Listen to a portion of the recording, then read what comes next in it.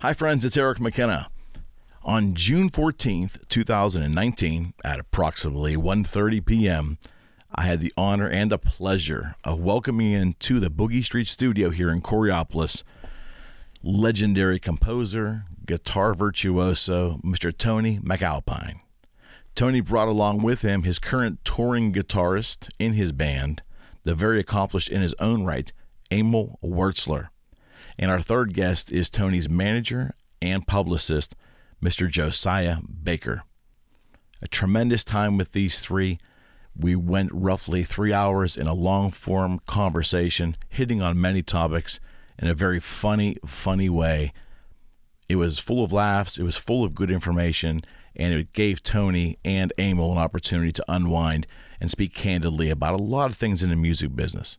There's just a slight bit of editing to make sure we keep it as interesting as possible, and we do jump around a bit, but there's a lot of humor, and for me professionally, this was a wonderful opportunity to be in front of one of my guitar heroes. That's right, Mr. Tony MacAlpine. So I hope you all enjoyed as much as we had filming and recording with these three wonderful characters. And just one side note before we begin. You'll notice at the beginning of the podcast, up until around the 30-minute mark, the audio quality portion is not up to our typical standards. It will correct itself at minute 32 and carry in a professional manner all the way through to about the 3-hour mark where we ended this podcast. So I ask you to bear with us.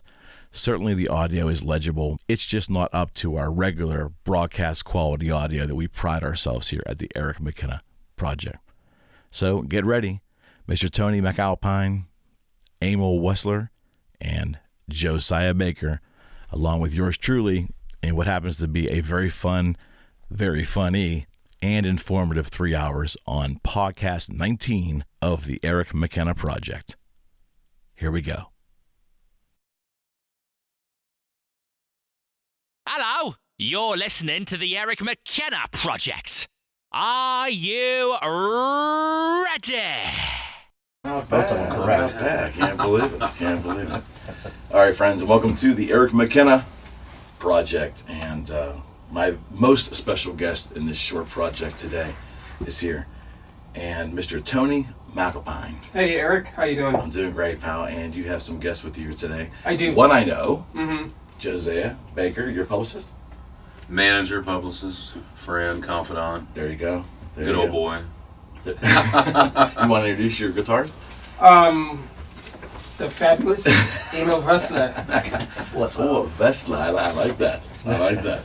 Yes. First off, gentlemen, thank you so much. This means a lot to me. I know you kind of connected through the crazy podcast that Freddie Koalo did, my long-term friend here, my Boogie Street confidant through all the years, and you guys were interacting, I think, on the actual YouTube, and so I didn't see it. And the funny part about it was Fred just calls me in the middle of the night, as he always does, and says, "Hey, you want Tony MacAlpine on your show?" And I'm like, "Fuck you! Leave me alone. I'm going back to bed."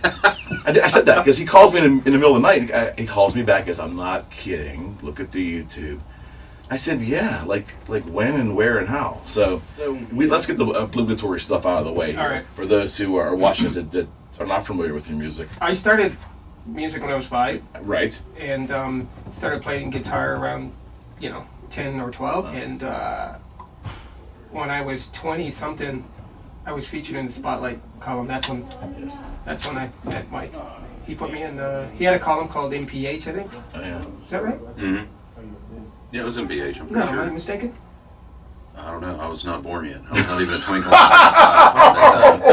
Oh, I had a column in guitar. Nobody sees magazines anymore, so it's like you forget all this. Right. So we can say anything.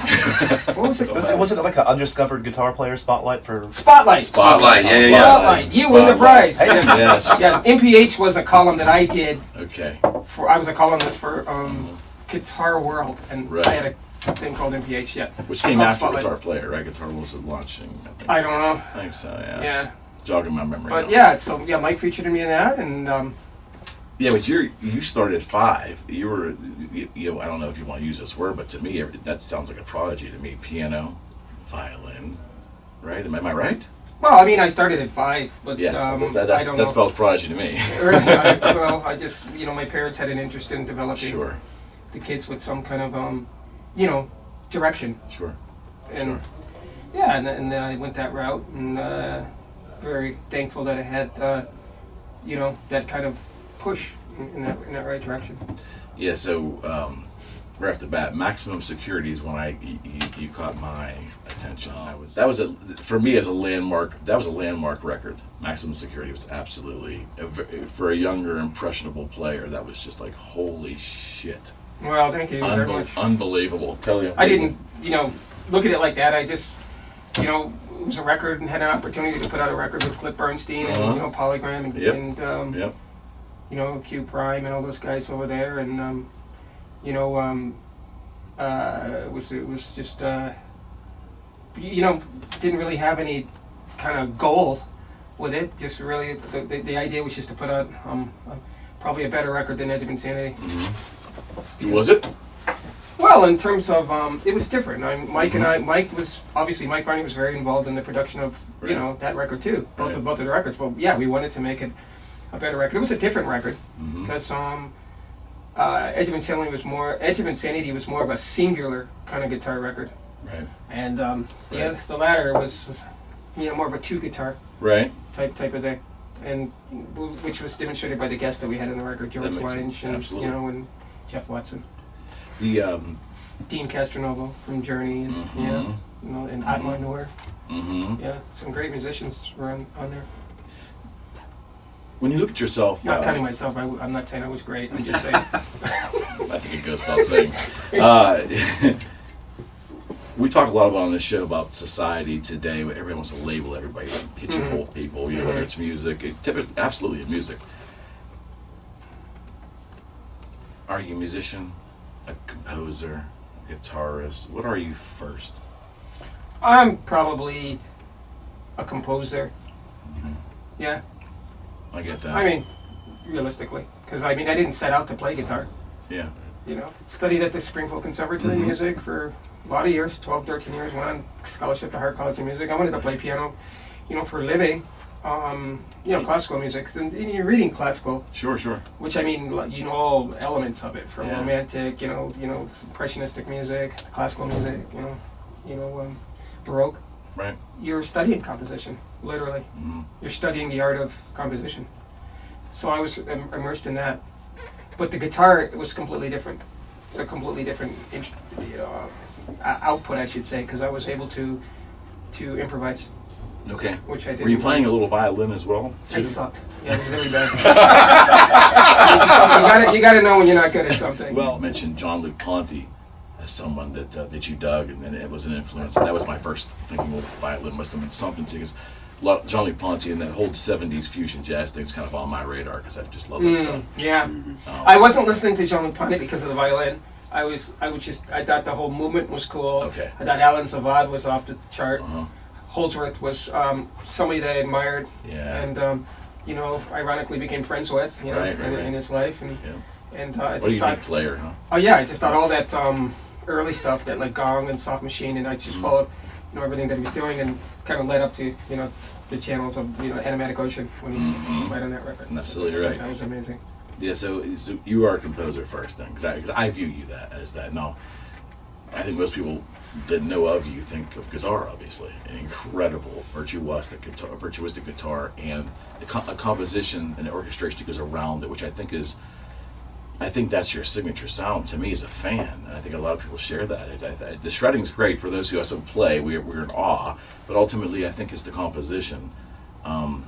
But I don't know if it's poor marketing on my standpoint, but a lot of people that I know don't know that I play piano, and many people don't know that I play guitar. My piano friends, some people, I don't mention it. I don't say anything about it. Until my deep dive on you, I didn't know. So, yeah. So it's kind of bizarre, but I kind of like that, really, in a way.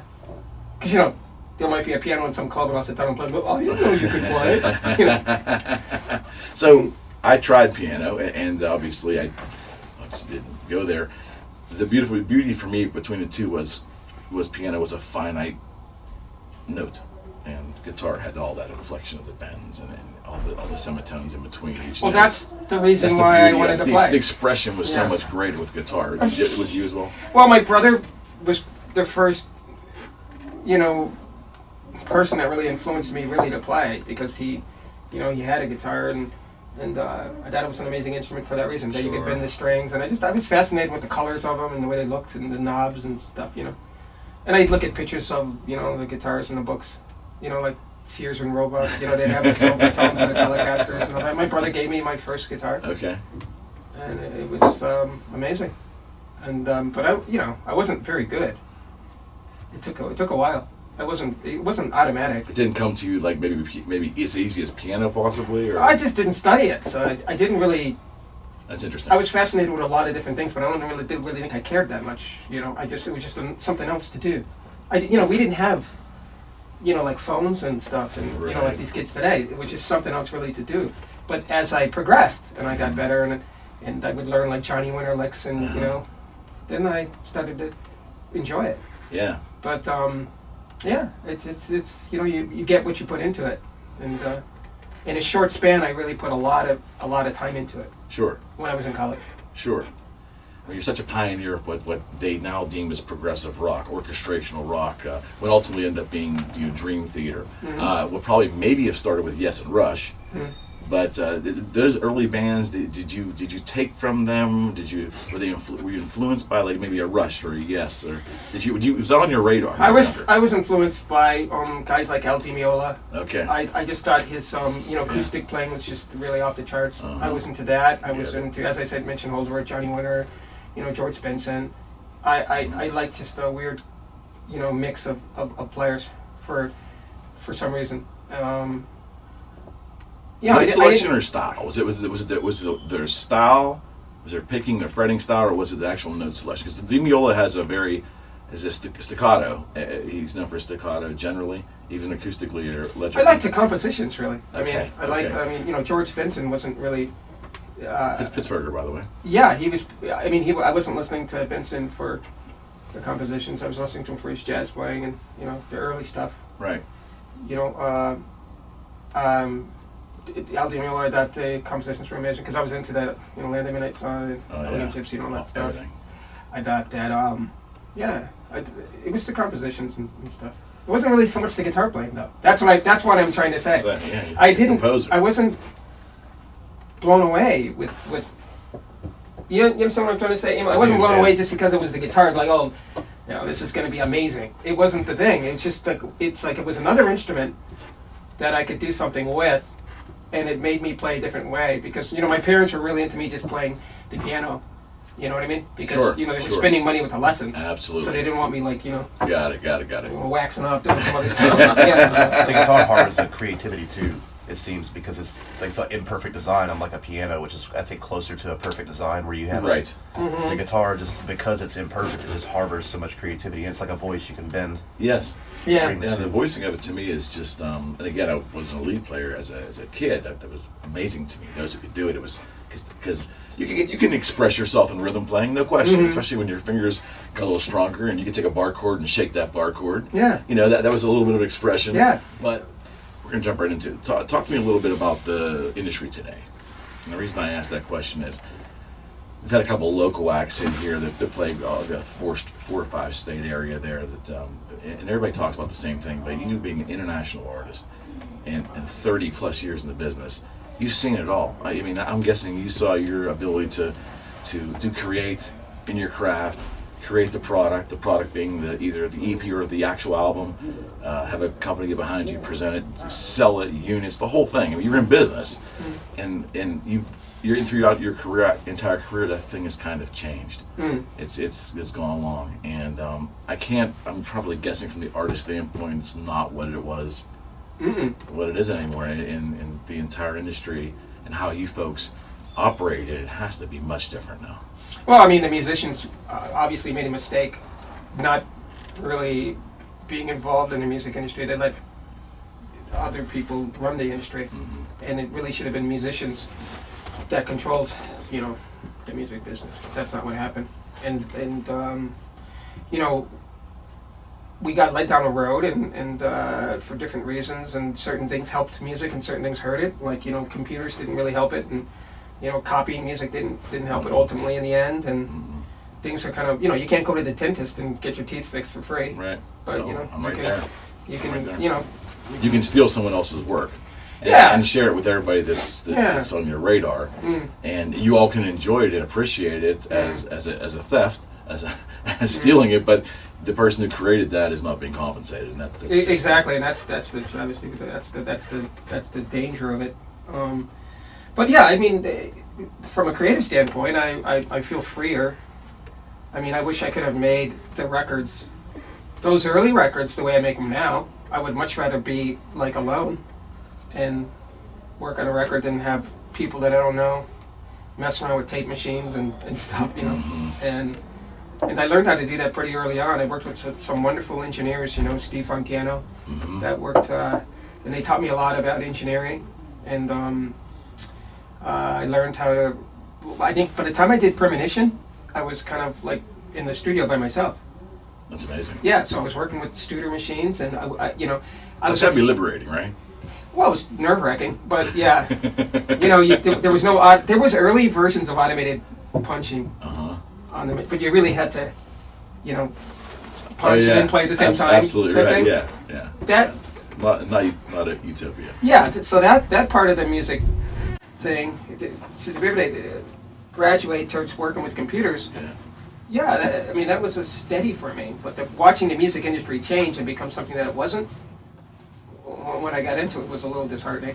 Made me think that I wanted to do something else. And sometimes really? You think that way. Oh really? Yeah. Oh yeah. Really? Yeah. Well, the ass of the revenue got torn out. I mean, I can't put it any other subtly than that. But that's exactly what happened. People, almost kind of overnight. And people come to shows and they tape stuff, and I don't stop them because I used to stop them, but now, I understand why they do it because these people, it's not they didn't. I don't know. I didn't go to a concert and bring I wouldn't take something at a concert, but absolutely right. But I understand that that's what people do. So it's would you not agree too? Back then, it was there was quality degradation in tapes. I mean, not that bootlegs weren't a problem for artists; they've always been, but it was never the quality of the actual recording. But with technology changing now, I mean, they can hand that phone up there, and if they're just about the right distance away, not getting too much stage feed, they can get one hell of a good recording of your stuff. And I think we sound better than we sounded before. I mean, everything got better. Like the way that people present live concerts is better. Sound engineers, sound enclosures are better. Everything's better. Yeah, that's probably a positive to some degree. Although the bootleggers find it, but I don't even know if there are bootleggers anymore. I guess there probably is. There are. They're YouTube bootleggers. There's a different kind of currency now too. It's I was there, I'm here. That's something that kind of, I think, sort of dampens the parade there. There's a currency of people are more interested in saying that I was there than actually paying attention to the art. That's the social media generation. Exactly. We're literally we're not living in the moment. We're living in what we want to show what we're doing. We want to create this world as currency. We want to show. Yeah, it's a great way of putting it. Never had that put. Great my life is. Never had that put to me that way.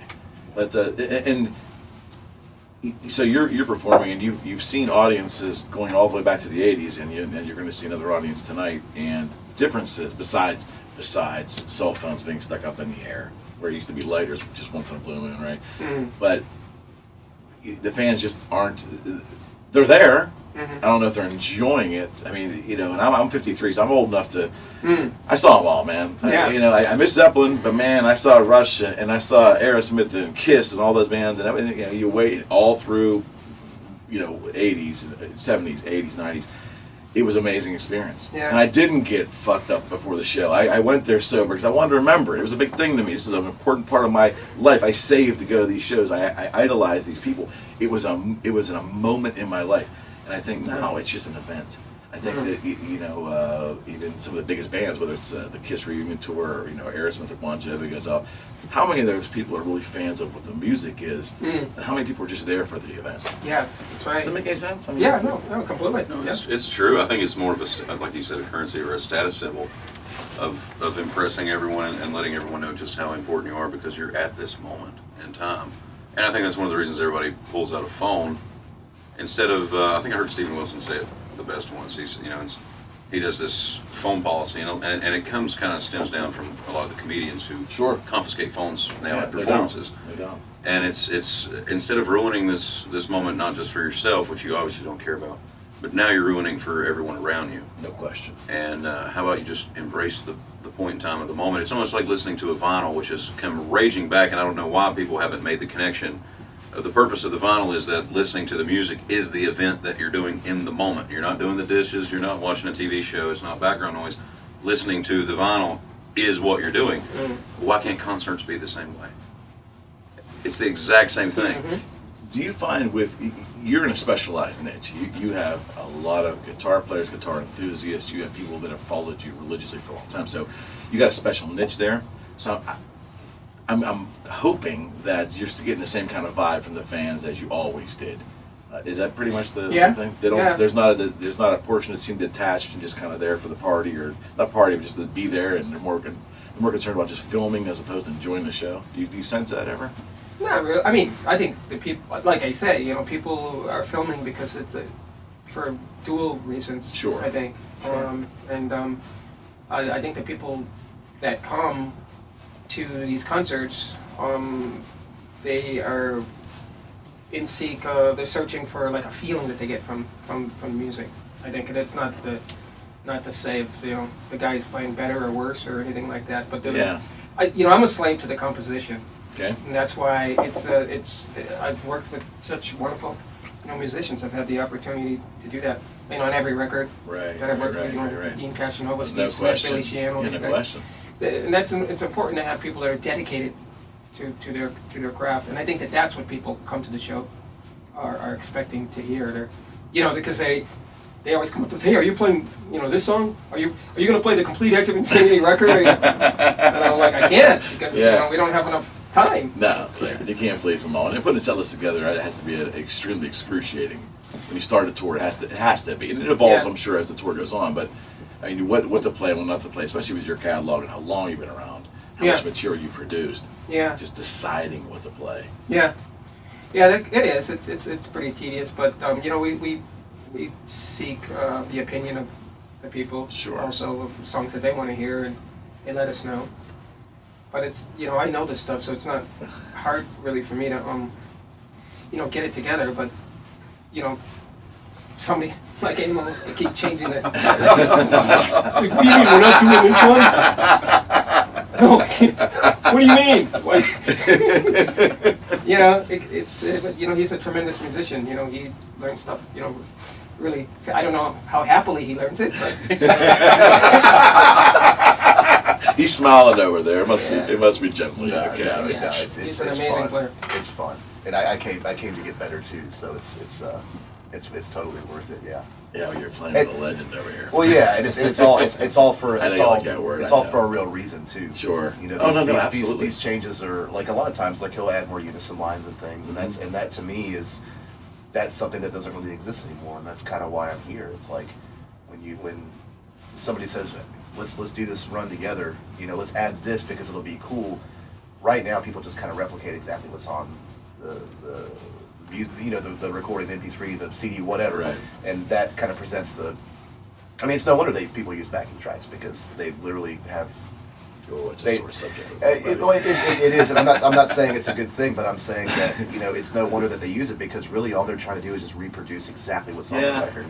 Whereas you think about guys like Miles Davis and the real guys that say, let's add this, let's try this, and that's kind of what we have going on. It's like, let's try this tomorrow, let's do that, and it's more fun. It keeps you on your toes, and that's kind of what it's all about. It's interesting. Alex Lifeson said years ago, and Rush was always one of the bands I think that fans were kind of demanding with them. They wanted to hear the album or close to it. And he said, which I thought was different than other interviews, he said Rush tried to emulate or present as close as possible to the actual recording when they played live. And I think that's generally right as a fan of that band. I kind of think they do that, but a lot of bands take so many liberties. So my question to you is, do you enjoy expanding, and do you enjoy the live performance and taking your original composition and expanding on it live, or do you try to stay relatively true to the recording? We're definitely close to the recording, but I prefer the live energy. and but it has to be a little bit better than what was on the record. Yeah, How because about there's a live thing, you know, that you have to, you know, place out there. Like there's an energy of liveness that has to be there. I don't things don't have to be exactly. I mean, look at the musicians you play with. They have their opportunity to be add to the whole cause. Mm-hmm. You know, you have to let them be creative. Mm-hmm. I mean, Steve Vai was that way when I played, but you know, within a reason, within a limit, and because you wrote the music, so you kind of know where you're trying to go with it. Yeah. But that comes with that energy, with people really adding everything that they have, that they fostered their whole lives, you know, to be musicians. That adds to the energy and the power of the music. I mean, you don't want to sacrifice that by putting people in a yard and saying you can only do this, you can only do that. Right. No, again, and you in the time you've been a solo artist and you have different people coming in and out of working with you, it's got to be a continual challenge too, because you want to give them that space. Yeah. But I imagine you'll play. I'm sure through your career you've played five. You pick 5 songs, and over the course of that career you played those same 5 songs live with probably dozens or a dozen and a half of different musicians, and every performance is just a little different. Every vibe's a different. Yeah, I mean, people, like, for instance, Emil and I play some stuff from Maximum Security, and you know, I'm always saying, to you know, him to, you know, more like a coach, you know, like just do what you want on that, you know, do what you want, do what you want on this, because that's kind of what I like to see. Run around the farm, just don't leave. Yeah, and he really has an uncanny just ability to really to play the most amazing things that I think I've ever heard. You know, and I think that when I listen to players, his eyeballs kind of plugged up. Yeah, when I listen to players, like when I would go to like, you know, concerts, I went to a lot of Josiah Baker concerts and became friends with a lot of the musicians. You know, I watched Jamie Glazer play, and you know, and you know, Daryl Starmer and all those guys, and I always liked it when it was over and above. I didn't want the record to sound exactly like the record. I like the live energy thing. Yeah, and the only reason I brought that up is that Alex Lifeson interview was just so odd to me, because I think most bands like the live interpretation and a way to stretch out, have fun with it, but they were really cognizant that they felt their fans wanted to hear that. And the only reason I brought it up to you is, you know, it's the same style, genre of music. It's progressive rock, and you try, and it's so complex. Some of your orchestrations are so complex that I just wonder if you try to, if you have to be cognizant of, I got to kind of stay within this framework to some degree. You know? I mean, I'm playing the songs to the best that I can. You know, but my solos sound pretty much like the solos that were on the record, and we do our best to do that live. But you know, he doesn't have to do that as much because you know he's very unique. And George Lynch is an amazing player, but we don't need him to come here and sound like George Lynch. Sounds like himself. You know, but there's some things that he knows that, you know, we talk, you know, very candidly about. Hey, what if I stretch out on this? I'm like, yeah, stretch out, because. Is it more note selection, all that, or again, didn't know it here, but is it more note selection or is it more tone, or a combination of both? I think it's note selection, because just like he always says, and it's true. Like, you can tell by the looks on the audience's face that they want to hear that melody. Like, you know, you can't. There's a certain amount of, let's just pretend staying on the farm. Let's just let's just pretend there's a ratio. Let's say there's a 15 percentile that you could. And there's some songs like Tears of Sahara where things should not be tampered with because people come to hear that, you know, and that's sort of. And what we have in common is we both like. I do a lot of improvisation on my downtime, but I would much rather. I love presentation. I'm a stickler for it. I love organization in music, and that's one thing that I think an understanding that we both share is that this needs to be presented in this way, you know. For me, I saw Aldi Neal about 4 months ago, or about a year ago in Pittsburgh here.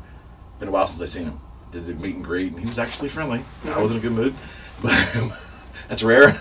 But he had Gumby Ortiz and all the normal act, a little condensed, but just the complexity of what they were doing, I thought was lost. You look around and get a feel for the audience. I'm kind of like studying. I think it's lost on a lot of people. Do you ever get that feeling? I mean, maybe it's not negative, but just you're up there at tour de force composition. This is an AC/DC Black and Black. Yeah.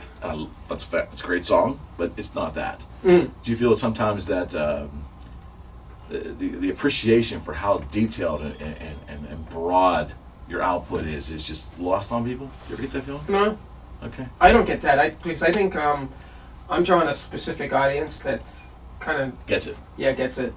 I mean, they're gonna reach for this or Justin Bieber, which I like. Who is that? Which I like. I mean, I like all kinds of music. Yeah, I like I'm just pop saying music too. that I get it. there's a specific thing, right? That you go for. I think because if they've heard any of the records, they know what they're coming for. You know? Mhm.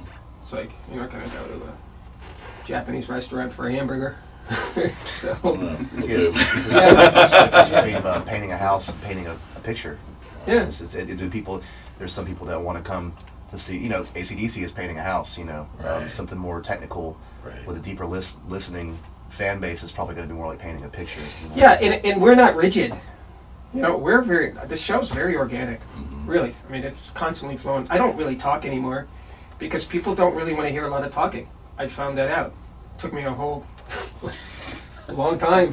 They don't want to hear. How did you find that? What gave you the Because feeling of that? because if you think about how much you're talking, you could be playing more songs. They want to hear more songs. True. And they already know who the musicians are up there anyway, right? So I do introduce sometimes, Sure. but I think they just want to hear more songs. It's instrumental music. They don't want to hear talking. And I've had a lot of people tell me that. Really? Just shut up and play. So They yell it right there too. They'll yell it. Shut up, play. Yeah. Well, you can't get more blunt than that. Yeah. Yeah, you can't get more blunt than that.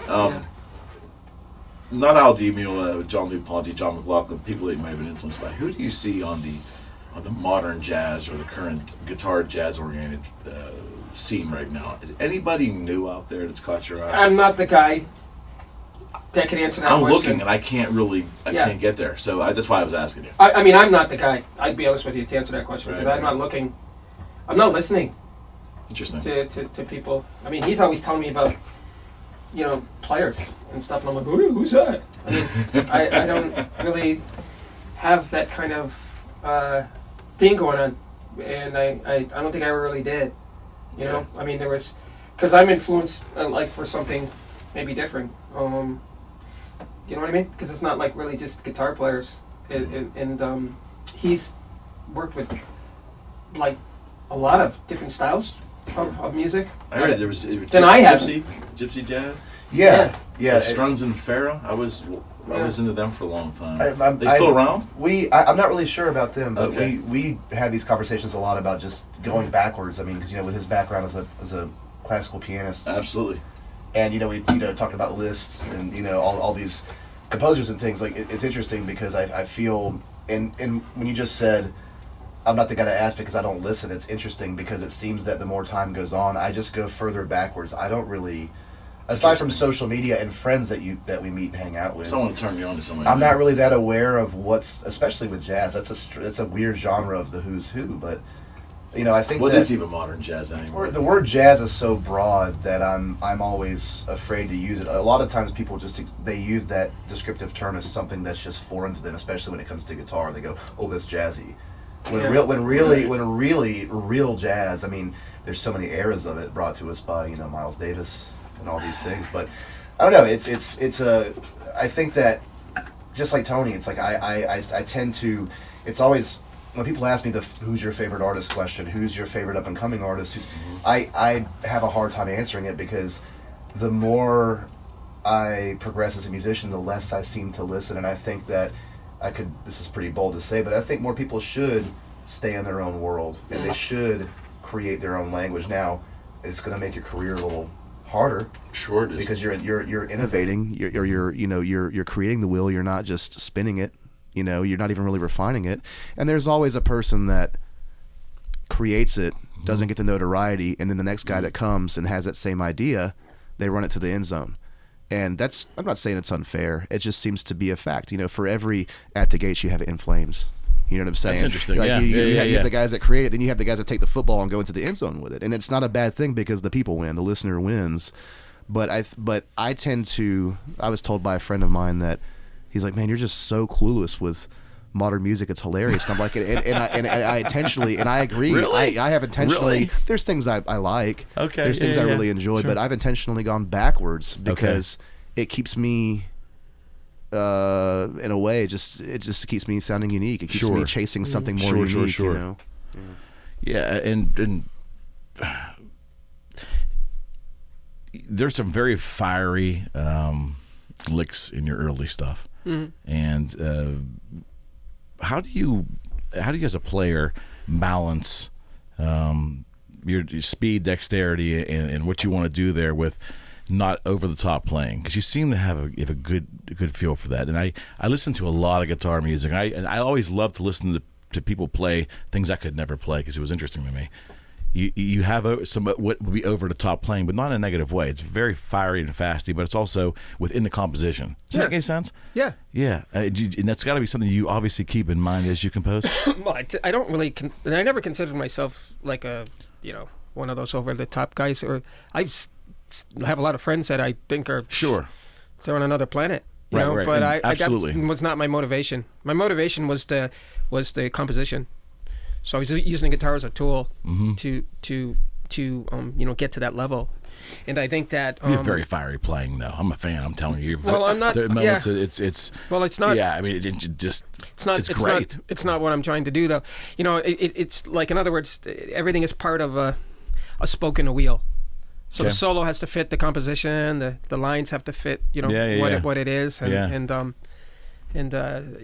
because that's the goal. The goal is a great solo is not going to fix a horrible song. And I've written a lot of horrible songs, so I mean, I know to get something on a record, you got to do a lot of writing. And that goes back to you feeling you're a composer first, obviously. Yeah, that's what it is. So in the guitar, as you're known for the guitar, it is really part of the composition for you. Yep. I mean, I'm not in a competition with anybody. I can only be in a competition, or a motivation with myself to get the best out of what I can do. There's no sense of me trying to think that I might be better or worse than somebody else. I can just be truthful to what I am. And that's something I've told students when I do teach them, that it doesn't really do you any good. Once you learn how to play, that's fine if you were listening to somebody that was an influence to get you started. But once you learn how to walk, you got to choose your own path. No question. Yeah, to walk down. So that's why I don't really seek out, like, oh, let me hear this guy, hear that guy. So I'm not going to play like that anyway. It's too late in life for me to do that. So you're not. So obviously, you're paying attention what your contemporaries are doing to some degree. I mean, especially your friends. You're paying attention to your friends' music, right? But you don't feel any competition from that. You basically want to either. Is improve a good word to use, or you just want to do something different from your past recording? Do you look for, when you look for creativity, are you, some artists talk about, like, we want to improve from the last record, and we want to improve to the next record. I don't know. I don't think I'm trying to improve.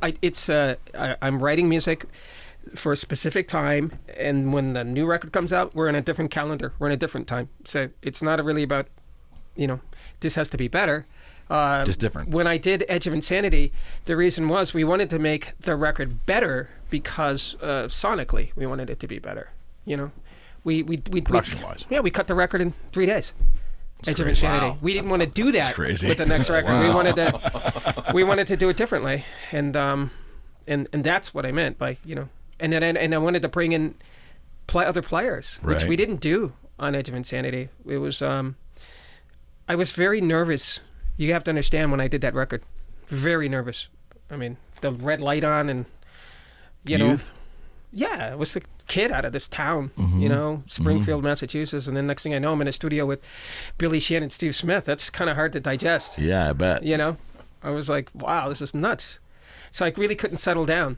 But you can hear the difference of the next record. Right. Because I became friends with George Lynch, and I realized how horrible my vibrato was when I would listen to him play. And he said once, he goes, your vibrato makes me very nervous.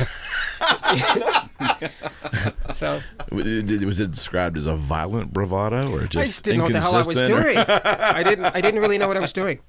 Really? No, I didn't know. I mean, I learned on the job with the guitar. Wow. That's what it was. Yeah, most people wouldn't think that.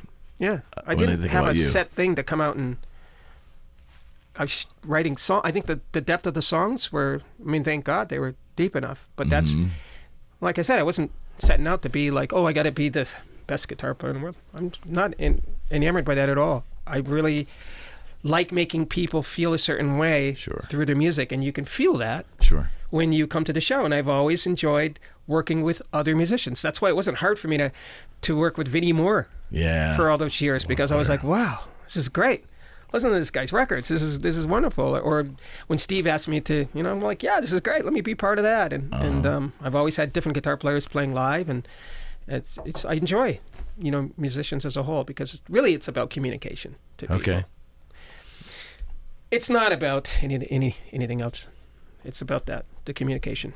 Yeah, usually it's sometimes guitar players can talk about an unspoken communication. Just when you're playing, it's almost it's not verbalized. It's just it's expressed through the music. Is that right? Yeah, because people come up. Emil and I talk about it all the time. They'll come up and they'll go, "Hey, so what modes are you thinking of?" I'm like, the Hungarian minor. I'm the worst guy. Really? To ask that. Really? Yeah, because I'm not thinking of any modes. I'm just emotionally involved in the music. Okay. And the people are like, "Why are your eyes closed when you're playing?" I'm like, "Well, look, why don't you have dots on the neck?" It's like. Well, it's funny he brings this up, because we were literally talking about the emotiveness and being able to reach out with the music. You were talking about working with Steve on the way over here. Yeah. And just the ability, some people live right here when they play. Yeah. And then some people live with this exchange and speak. Yep. Yeah. That's, I think, my experience of playing with Steve, that's at least what he taught me, was, you got to get outside of the yard. You got to transmit the music. I had the best seat in the house playing with Steve Vai, because I was right up on stage with him. And night after night, it was just totally amazing. Love him like you wouldn't believe. And just being able to sit there and listen to that every night, wow, it's amazing. When I look at you guys play, when I watch video of you guys play, I can probably the 10 virtuosos that I'm aware of in my sphere, all of you look like you're coming from a different place. When you're playing live, you look like you transcended. You're standing there, and this is all not metaphysical. This is how I feel as an appreciator of music, guitar music. You folks you go to another place. You come back at the end of the song. You come back, but you're at times, and I'm sure probably the same for you. All of you universally. Paul Gilbert, same thing. Paul Gilbert, Pittsburgh guy here. And to watch him play, he's fun. He's very humorous on stage, but when he really gets into it, he leaves and then comes back. Do you ever feel like at times when you really are enjoying yourself up there? I mean, do you leave and come back? Deep, huh? Yeah. I mean, sometimes I leave and I don't want to come back. No, but, yeah. I mean, I've got some battles, up there. Playing, and some things can set you off and make things very creative, and some things aren't. I think the physical side of like amps and monitors and stuff like that need to all be in order to make that happen. So, but sometimes it doesn't happen. I mean, we're lucky enough. I've been using Hughes and Kettner stuff for a long time. Yeah. Amazing gear. Yeah, high quality gear. That works for me. My guitars, the Ibanez guitar, that's working for me. There's a consistency there with that. If you don't have any consistency, it's hard to get to that place, because everything take you a while. Sounds horrible. Well, when you start with every guitar company's calling on all of y'all all the time. I mean, I know it. And I'm sure you're willing to try things out and so forth. And it's flattering if a company comes and says, "Hey, we're going to make you a guitar, whatever you want." But in the end, it is about finding the right instrument and sticking with it. Is that pretty much correct? Well, probably, but it's really about consistency. Right. Yeah. Right. And predictability too. You need the predictability that's going to perform. Yeah, you do. You do. You got to have something that can stand like the rigors of the road.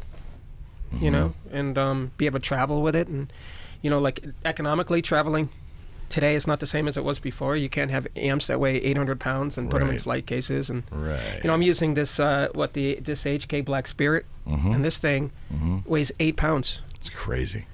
It's unbelievable. Put it over your shoulder, it's like a lunchbox, but it's 200 watts. Yeah. And so that but I can have a consistent sound every night, and that helps me get to that place. But it doesn't necessarily mean that the music's got to be played the same way all the time. But I can get deeper in the music if if everything is working. That's an example to me from what I'm hearing you say that technology has helped in that instance. Oh yeah. All right, so a lot of artists feel that we're digital when it's not. It hasn't helped. The technology has not really been a friend of rock and roll or guitar-oriented music. Is it? How do you feel about that? No, as I said, I wish I could have recorded my first records the way that I record them now. Yeah. So you've embraced it fully and you like it. Oh yeah. Yeah, you enjoy it. Yeah, I like. Yeah, and you're a composer though, because you're looking at the whole thing. Yeah. And I think that's a terrible thing to say, but a rock and roll guitar player just that doesn't orchestrate, doesn't play any of their parts on the recording. They're just worried about their own little thing. I think there's that fight against digital versus or analog, and digital's gotten so good. I will admit it. That maybe 15 years ago, digital in its relative infancy, it didn't sound like analog. But to me, it's digital so good. The new technology is so good. That argument, analog versus digital anymore, doesn't hold the same weight. I don't think. I don't think so either. But I'm a person that doesn't like clutter anyway. So I like the digital thing because I like the fact of in every avenue. Like if, for instance, if you get in your car and drive, I don't want CDs hanging around. I don't want. Yeah, you like it clean and simple. Yeah. You like newer motorcycles too? No, I don't. The newer ones? You don't like the new ones? Oh, I know what you mean. No, I like modern motorcycles, but you're saying I don't like vintage. I don't like vintage things. Really? No. Performance. Yeah. Okay, so do you have a guitar collection? No. I have the Ibanez guitars that I have now, but like a lot of the other guitars that I had over the years, when BC Rich, I was with them, we started doing these tours of the hard rock cafes, and they were put in different hard rock cafes, and and I haven't played. That's what I remember you buying. I haven't played I haven't been with a lot of different guitar companies. I've been with a few. I've had guitars stolen. I'm sure. Well, yeah. That's gotta be heartbreaking. I've had my Ibanez guitar stolen, and a lot of them came recently? back. Yeah. I was back in 2015 on the yeah. Concrete Gardens tour. Oh my! You got them back though, right? Not all of them. Yeah, but you had a group of them stolen at one time. They broke in, to the trailer. You know what? I saw your post on that. Now it jogs my memory back. Yeah, I remember that. And, that kind of stuff happens. But it does more than you. Yeah. Really happened to me. Mexico. Got him back. Bought him back from the assailants. You bought. Mexico, right? That's one of Fred's favorite places. I still love it. I still love Mexico. I love it. Still love it. We remember we listened to. I texted you and told you we polished up on. Oh, Mr. Fred. Oh, Mr. Fred. Yeah. Oh, Mr. Fred. Yeah. Oh. Yeah. So let's leave the music and the guitars aside. Let's really get into the juice of what we're all about here is stories. So. You have traveled the world multiple times. Yes. What country out of the USA do you love? Well, I live in Spain also. I did not know that. Yeah. See? There you go. I live in a city called San Sebastian. Okay. Married to a lovely Spanish woman, Basque and Spanish, and I really enjoy Spain. God bless you. I live in a city called San Sebastian. Okay. But I also live in California too. Right. So I enjoy Spain. I bet. A lot, but I love all the cities that I played in and been a part of. Love France. Mm-hmm. I lived there for quite a while. I was doing the Michel Polnareff tours, and he's a legend there. Read that. Yeah. So everything's got its beauty, Is Europe more? Let's say in the year 2019, is Europe more open and appreciative of guitarists and solo guitar acts? Is it? What do you think? I think maybe music in general, there's a bit of a deeper appreciation for it because it's just not as competitive. It's not as just drowned out. There's so many here. Mm-hmm. There's so much, and it seems, from my experience at least, that I lived in Canada before I moved to Nashville, where I live now, and there's just not that many people or bands. And even overseas, you tour over there. I was in a smaller band called Doth. Yeah. We were bigger over there. I don't think also that people are in Europe, I don't think they're afraid to not enjoy something that's not mainstream. So I mean, Yes. they would really Yeah, do that. exactly. Yeah, and you notice that when people come to shows and stuff, it's Deeper listening. So it's a little different, you know. But I do like, on the flip side, that it's a challenging thing sometimes to play in your own country. You know, I like that too because it's fun really in a way that, you know, people will come up and go, hey, so you're right. I said this the other day. You're still playing. It's like, well, I don't really have a lot of options. I'm not going to be a transmission mechanic or anything. But you did say you thought about doing something else at some point. I did, but I thought of that. Still music related, though, right? I thought of that only because when I saw what was happening to the business, that's why I was thinking of maybe getting on the other side of it and, like, you know, being a studio guy or something, like doing that kind of thing. But When did you notice? When it really hit you? Like, when did you notice that there was a change happening, a big shakedown? The internet thing. That's the CD copying and all that stuff. So Napster. before Napster, Yeah. Napster was up in 99-ish, maybe 2000, right? Yeah. But the internet was 1994, 95. It started to proliferate. Yeah, that's when I noticed it. Yeah, and Yeah, the CD duplication thing, that was before Napster. That was what, like late 90s. People were actually doing that. yeah, and you can play in some countries, and people will come up with records that are obviously bootlegged. It's not the same cover. It's not even, and then they give it to you like they want you to sign it. Let me spit in your eye and then Yeah. smile about it. Yeah. Yeah, I had Paul Stanley tell me one time, we were talking about bootlegs at some design meeting or something. He said to me, he goes, I don't care anymore. He goes, there was a time it used to really piss me off, but, you know, I'm just, you know, if they're smiling, they're happy, they're there, I do it. Because now we have the luxury of being able to do that. He said, but he goes, for a long time, that really pissed me off. And some fans were buying bootlegs of things that look like real memorabilia, or even like real CDs overseas. I guess there's a huge CD replication, Just like furniture and clothing. Yeah, absolutely. You go to Where- Mexico, and that's, you know, you have your street vendors that have your exact T-shirt design, just their version of it. You know, it's Yeah. interesting. And there's no way to really combat that. No, I mean, and in a way, that's how you're getting paid to play there. Actually, Got it's it. the So- mob. No, I get it. Yeah, and I've been told that too. I've absolutely been told. They that usually too say, as well. don't bring cloth. Just don't worry about it. You're all good. We got you. You know? All right. So, any crazy issues with traveling, gear getting, Oh, boy. gear getting, confiscated or held for ransom, or you guys not being able to get out of the country, or being Well- locked down, or no. Yeah, let's just say no. Yeah. You did Air Portugal, and they kept your pedal board with a bunch of old pedals that we could not get. you still haven't got them. No, it came in the day before or Yeah, back, yeah. but you had to go from Spain to Air Portugal, and your pedal board had to be kept for undisclosed reasons. Yeah, That's crazy. that's true. It's terrifying. Why? I don't know. Why? I don't know. Hostage. Mob. It never came out of the bin. You know, that door you're waiting for things to come out. It didn't come out. Fingers crossed. I mean, Yeah. It's gonna show. It's gonna show. It's gonna show. I think it was Venezuela. The airports were a mess, and we missed a connecting flight, and our gear arrived before we did, and they took it upon themselves to hold the gear hostage, and then we had to declare the value, or they would declare their own value of the gear. Yeah. Which is tough when you're endorsed and you're given an instrument or whatnot. you think? And you look up the price, and it's a unaffordable guitar, so they Sure. can just name it, and then Sure. so we had to. I think it was this band called Chimera, Mm-hmm. and we had to borrow we just said, the hell with this, we're gonna miss the show, so let's go and borrow the local opening band's gear and play this damn show, and they'll give us our gear back so we can fly to the next city. And that stuff happens more than people think.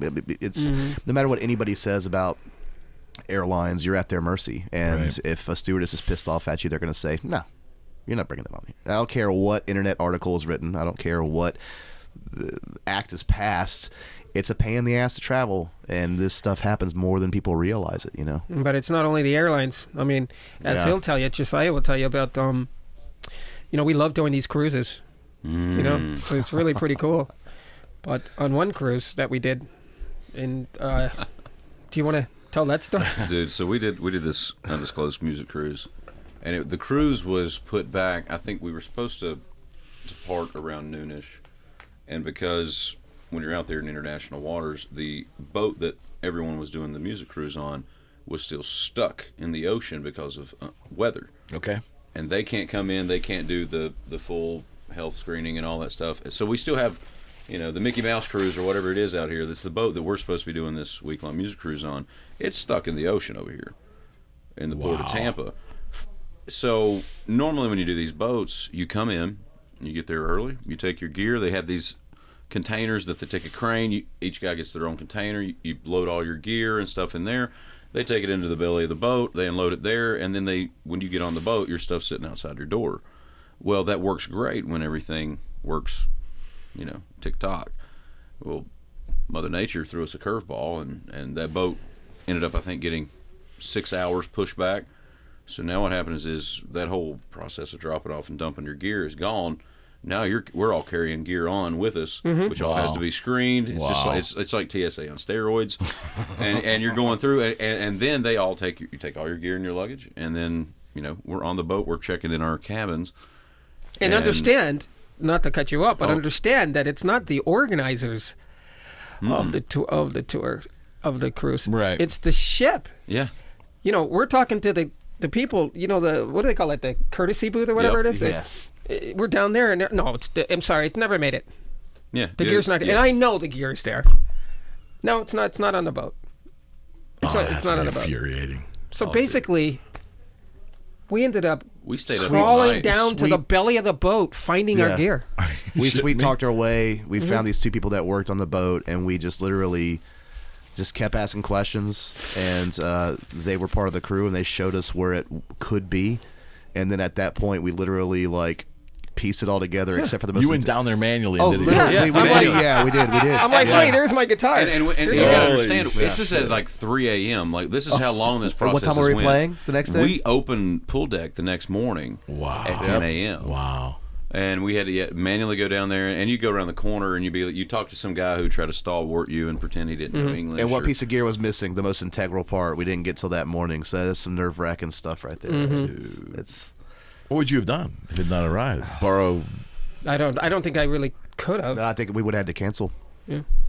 That is crazy. Yeah, I mean, really, it's funny. It's funny that the people talk about the rigors of the road and the challenges of doing this kind of stuff, and it's really funny what the real challenge is, and it's usually just logistical garbage. It's usually just stuff like that. Where you mean to tell me that you just don't know where this gear is? Are you serious? So we don't have guitars now, really?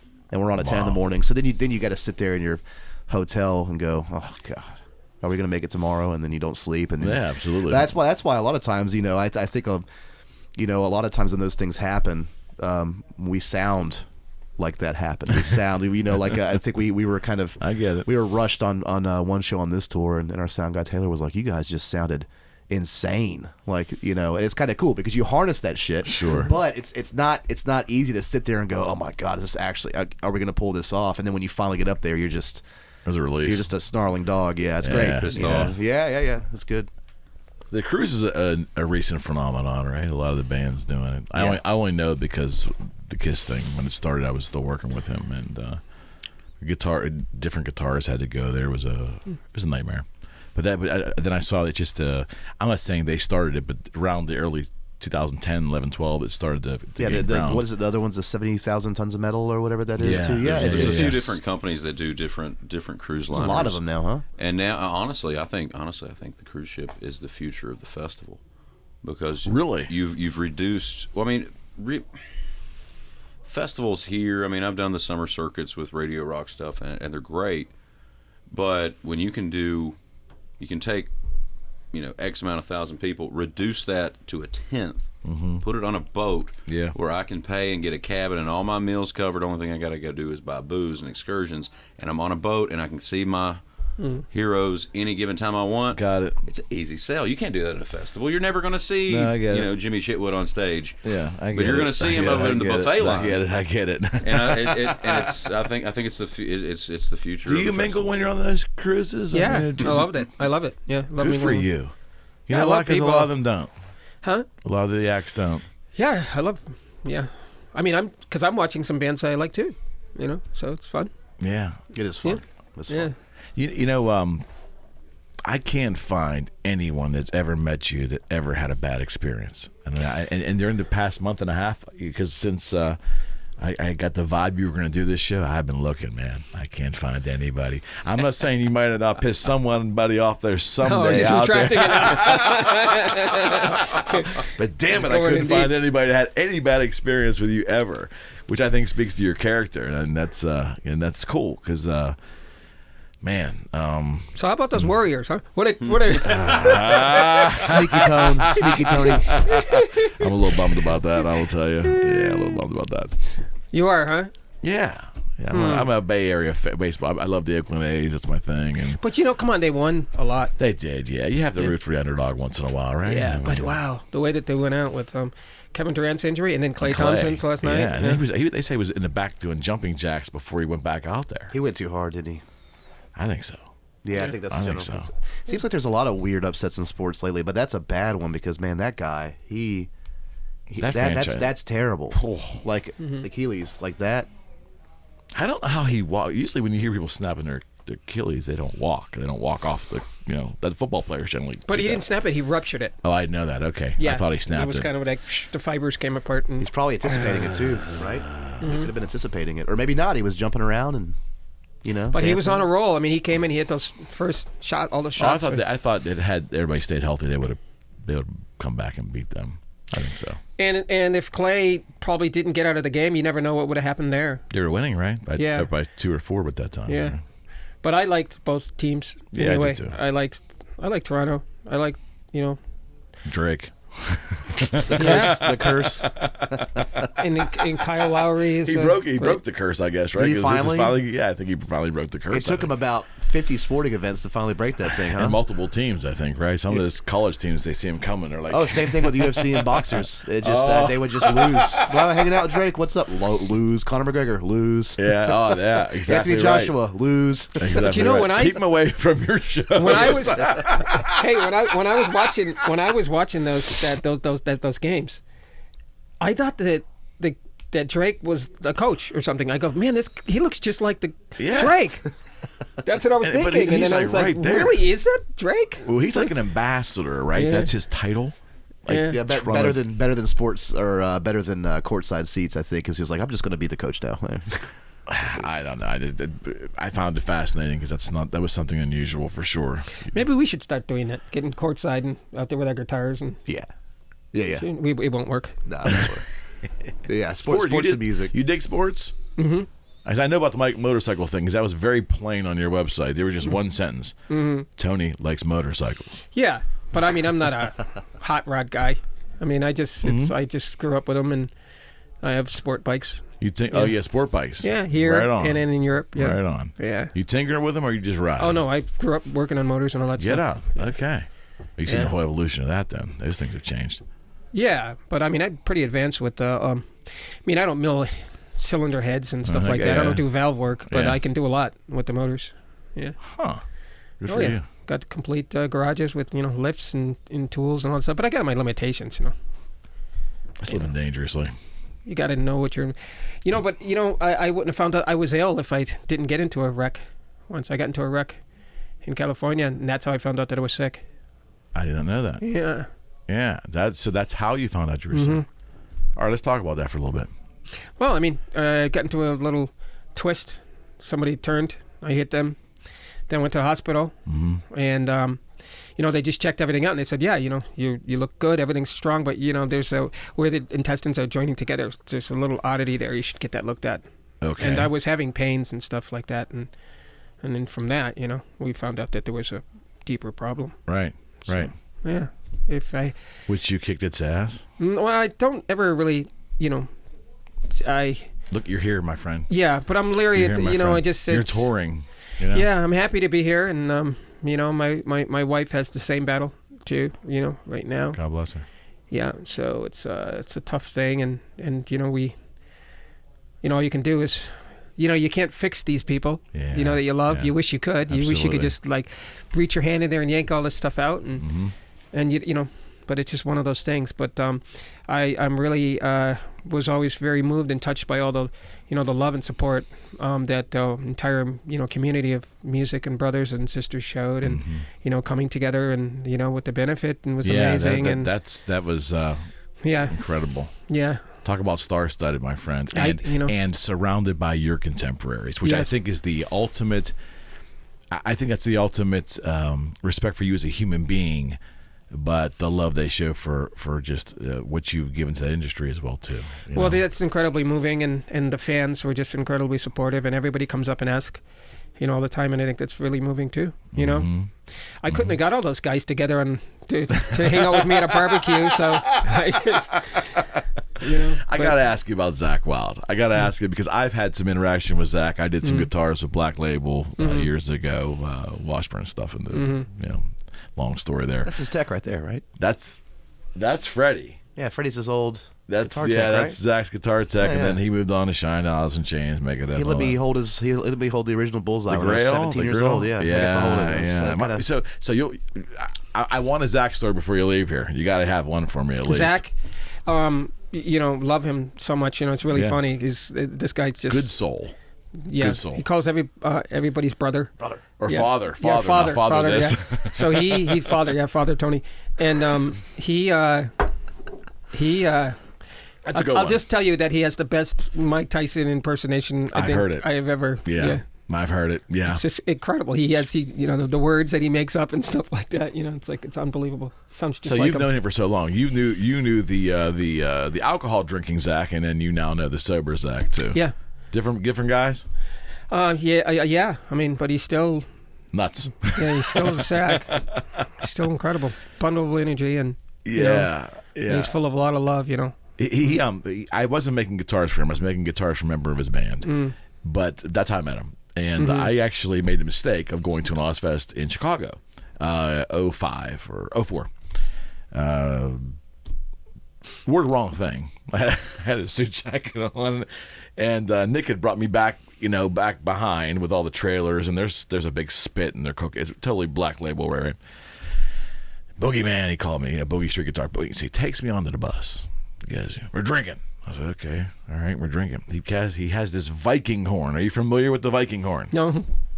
He had a Viking horn, and he would drink, Sierra Pale Ale or Pale Sierra, whatever, Sierra Nevada, whatever he drank. He poured that in there, and I was always told by everyone around him, "Do not drink out of the Viking horn. It never gets washed. It's just just there, hung up, So who knows what's fermenting in there, right?"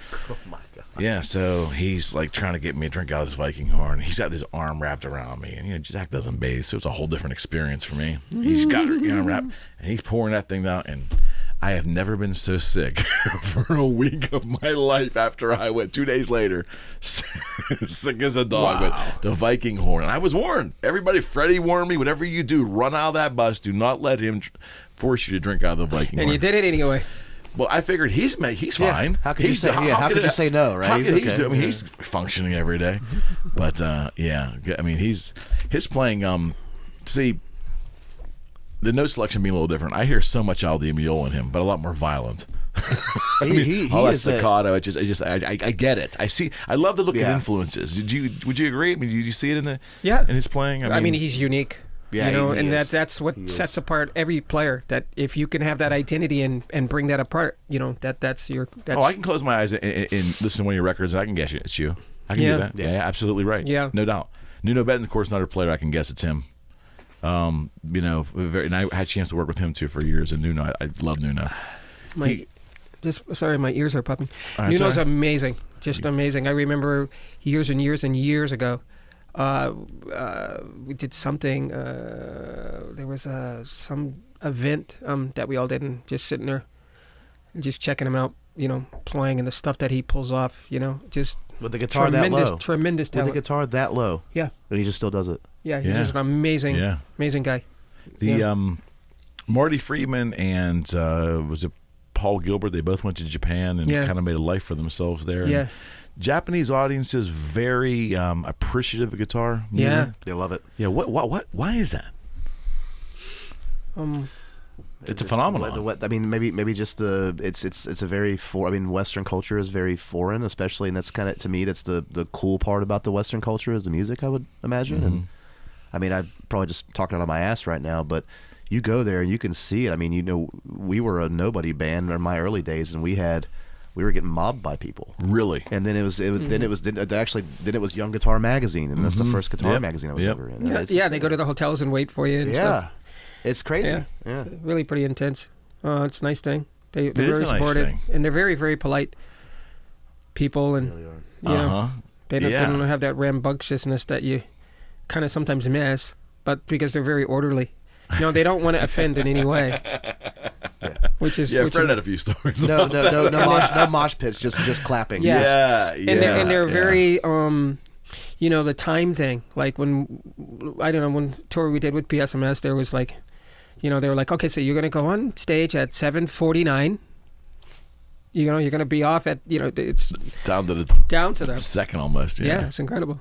Yeah, orderly society for sure, but they definitely have a great appreciation for guitarists. I mean, and I read somewhere, I don't know if it was Gilbert or Friedman said that we could literally do guitar clinics 5 times a week for perpetuity, and just live off of that. We could do that. That's how much interest is there.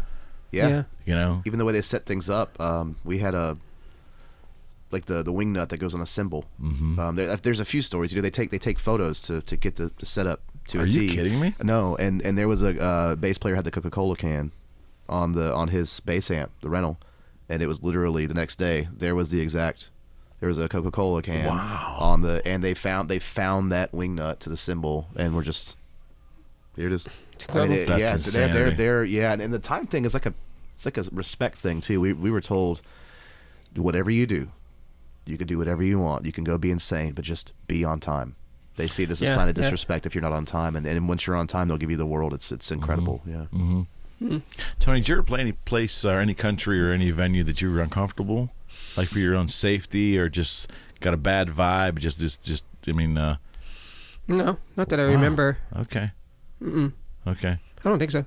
All right, that's unusual. A lot of artists say, hell yeah, I played Romania. I thought I was going to die. I had a great time playing Romania. Yeah. Someplace there was fascists in the audience. They were screaming like things I didn't understand. But they were going to kill me. No, I haven't had that. No. Okay. It's been good. Yeah, that's actually good to hear. Yeah, and I played in a lot of shows with a lot of different bands. You know, Planet X, and you know all these bands. Cab. Oh yeah. A lot of bands that I was involved in. Derek was at Planet X with you, right? Yeah, Derek Shrinian and Virgil Donati and Yeah. I remember that band. Yeah. That's good stuff. That's we enjoyed it. Yeah. That progressive, and again, it's just progressive is such an overused word. I mean, do you not feel that? It's the umbrella gets so big with that word too. It's just like we were saying earlier with jazz. It's just a descriptive term that's very broad. Very broad. Yeah. The more broad it is, the more bastardized it is. You know. But and then you got prog. The word prog bothers me. What is that? I mean, something that's technical. That's what kids are saying. It's prog. It just means it's technical. You know, that's what I write it off as, because who the hell cares? You know. Yeah, there's no question about that. So this is the Electric Illusionist tour, right? Yes. And if I looked on the dates on your site, it was May and June, right? And you have dates till the end of June. Are they going into July now too? Have you added more? Good question, right? I should be asking Josiah, right?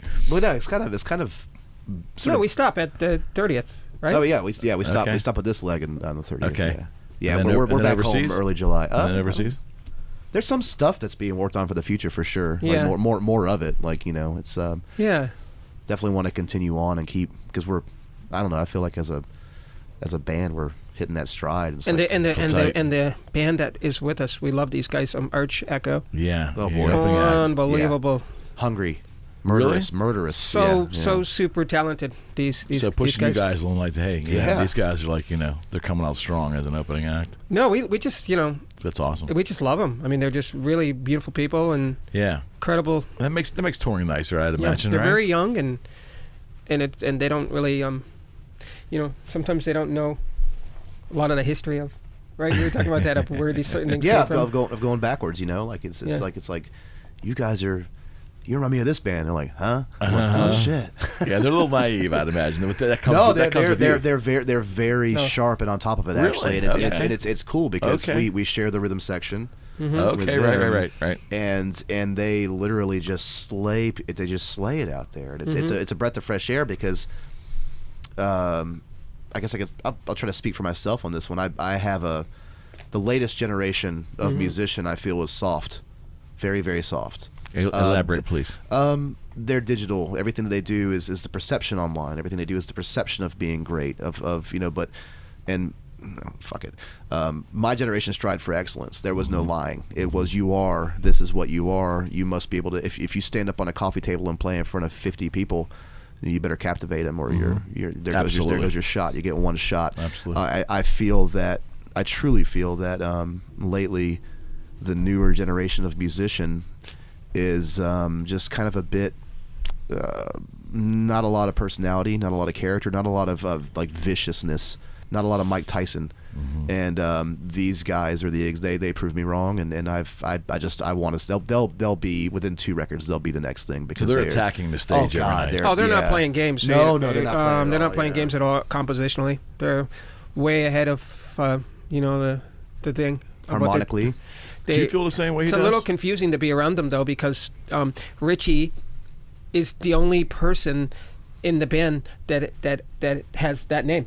The rest of them, there's 2 Adams.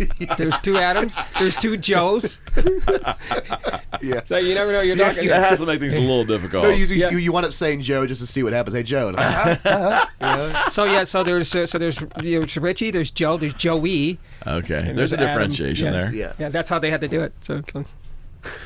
How do you have influence, or do you take it upon yourself to pick your opening act? Or do you let your publicist, let your manager? How do you typically handle that? There's agents that's their that's their do you stay package out that of it? they put together. Well, I mean, I'm just saying they brought you someone that you didn't think was a good fit for your audience. That would be a good draw to maybe help you draw. Did you ever have any say in that, or do you ever? I think it works in a different way. Sometimes I might say, hey, it would be nice to do something with this person. Okay. Because I like to, and then on the same thing, it doesn't really have to be the same style of music, because Arch Echo is not really the same style of music. They've created their own thing. I've dabbled in there. It's incredible. Like, and it blends well because it's it's a different thing. When we come up and play, and it's a different thing to watch them, play. And I think that works well. I think sometimes when you have too many similarities in acts, it gets a little, it gets a little tedious. I think at times. To the same vibe or to the same somewhat similar styles. Contrast is the ultimate form of entertainment. It's just like you got a good, especially when there's 3 or 4 bands, you don't want to see. The same thing 4 times for 3 for hours. It's just it gets exhausting. It's Go back to the question I asked earlier. Audience is different now. Besides the phones up in the air, audience is different. The vibe different. Anything you've noticed in 30 plus years? I mean, when I was playing in the early days, the people I think were younger. And I don't mean that to be funny, but there was a lot of people sneaking in the clubs that were really young. Right. That was because I did it myself. Yeah. I mean, I had a fake ID. I would go to see all these players on the East Coast. So that was amazing. Yeah. Because that's where I'm from, Yeah. And you don't see that anymore now because I think the drinking age changed. Sure. And that made the audiences older. Right. There was less of it's too bad in a way, because I think it took an important angle, an opportunity for younger people to actually see things that they could do. It's unfortunate. I mean, that happened that way. So that I've noticed. Yeah, there's a lot less young people in shows. Mm-hmm. So, but the ones that come, I'm really surprised, because I do have this thing where there's always it's called loyalty. It's called appreciation for your work. Well, there's a lot of youngsters that manage to get in there. Like that's good though. Yeah. See, to me, I was worried 2006, 2010, being in the business, that Guitar Hero and that crap, quite frankly, was going to put a dent, and I think it did, with younger people playing. We saw it in new guitar sales. We just did the statistics were there. Yeah. Now, the economy was. See, that was my question. I was going to go there. I left the business in 14. Kind of checked out in 12 mentally, but I left in 14. So I don't have those statistics anymore. But I just wonder how many younger people are picking up the instrument. Yeah, I mean, I do too. I wonder that, but I think I'd like to really know. I think the only, if I'm putting my foot in the water here, I could say that. I mean, because we both do things like clinics and we work with companies and so on and so forth. And I do a lot of work with Paul Ray Smith Guitars. Yeah, I've been with them for that's like 12 years now or something like that. And also, so doing these trade shows, you get to go out to dinners with, and have meetings with other amp companies, guitar companies. And I remember it was the LA amp show, and it was dinner with a bunch of amp makers, and literally the entire conversation was, what the fuck are we going to do? Because modeling is killing us. How can we, that's been going on for a long time. Yeah, and it's interesting because and it wasn't even really a dark conversation. It was just more or less like, wow, we all have this in common. And so it does seem like, amplifiers are smaller. They've got to be lighter, like Tony was talking about. Like now you can't have 2 gigantic Marshall heads. You can't have 4 412 cabinets. Like it's just too much. Clubs are smaller now. Everything, seats on airplanes are smaller now. It's more money. It's more money. It is. But what I will say is, as soon as we have that conversation, I go back to work the show the next day, and there comes a 17-year-old kid looking for a particular tube amp with barely any gain on it. He turns it all the way up, and he's sitting there playing Billy Gibbons licks, and he's a 15-year-old, 16-year-old kid. That gives me hope. So no matter what happens, as long as there's a John Mayer, as long as there's somebody, it's kind of like Bruce Springsteen. My parents would always say, yeah, we weren't into him, but he sure did save us from disco, right? Like it's the same thing as Bruce Springsteen. Like as long as there's a John Mayer, as long as there's a Derek Trucks, there will always be some kid that is gonna go for it. But I mean, yeah, the numbers may be down, but the tide always, the pendulum swings the other way always. It always will. It's just win, please win, Tony, how far back in your career were you playing beyond the 6-string, like 7-string, 8-string? How many? Obviously, that became a thing the last 20, 25 years. Were you playing those instruments in the 80s too? No. Okay. I started playing 7-strings when I joined Planet X. Planet X, yeah. Yeah. Yeah, because it's the whole tune down thing was I'm not saying it affected you on a mainstream way. You're not a mainstream artist in terms of. I can't tune down. I can't do that. I'm hindered by perfect pitch, so if I turn the guitar down, I can't. I played in really okay. I played in this band Hale with Scott Travis. Is that right?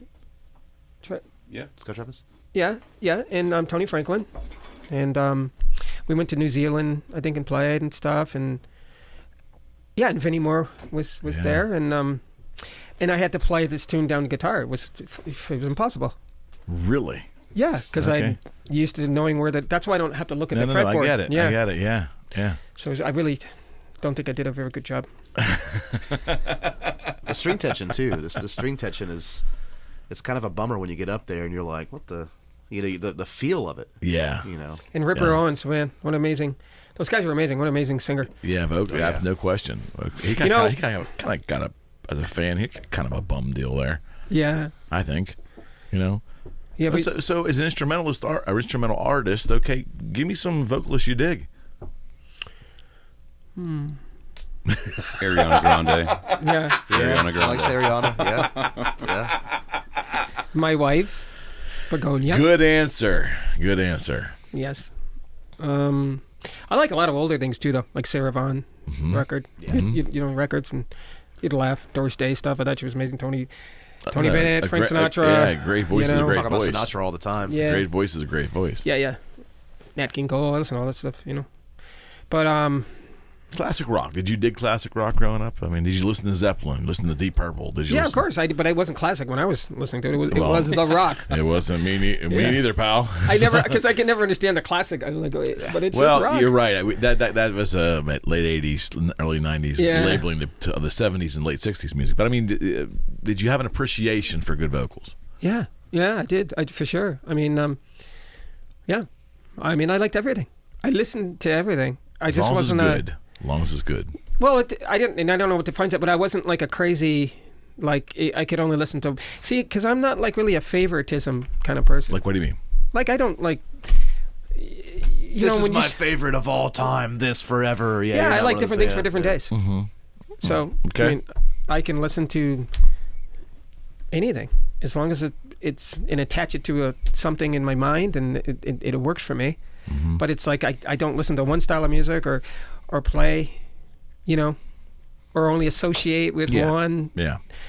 type of you know, person that plays that style of music. Mm-hmm. I'm across the board. I like really going into places and like, for instance, the guitar player Cyril Archard in France that I've known for and just incredible, you Yeah. know, player, but just plays this incredible style, you know, different thing. Right. And right. It's his thing. And we became friends, you know, years and years ago. And it's funny, I hadn't seen him in a long time. So he comes up to me. We played. I'm over there, and he's standing next to me, and he goes, "So you finally made it." You know, like to the venue because we were so late. We were so late to the venue, and he goes, "So you finally made it." And I'm like, "Who the hell is this guy?" And I hadn't seen him in so long. And he goes, "You don't recognize me, do you?" And I go, "No, I really don't." And he goes, "I'm Cyril." And that, as soon as he said it, I'm like, yeah. "Wow!" You know, so a lot of time goes, you know, Sure. you Not know, a question. go by, and you don't see, you know, some And that people. has to be a thing for you. Your contemporaries and your friends in his business. There's so many, they're vast, but you don't see them every day. I don't see them every day. Yeah. There's just those moments, right? They're just those moments, moments, you run into them, yeah. and sometimes they're probably not even guitar in hand. It could be a dinner, it could be a cocktail, whatever it is. It's just, you know, and again, the average fan doesn't think that. Oh, well, you know, Tony's probably palling around with Steve Vai and Zach Wilde every Friday night down at the bar. And that, people think that way. I don't know why they do, but they make the assumption you're all like living in the same commune together, right? Well, we do, but we are, but with more to secrecy about it. We're not supposed to say anything about it. More discreet about it. Yeah. They got their own secret Yeah. society going on there. Yeah. But no, I mean, yeah, and I love doing that too. The went out to dinner with Tom Morello, and Neely Brosh was there. It was amazing just to sit down and.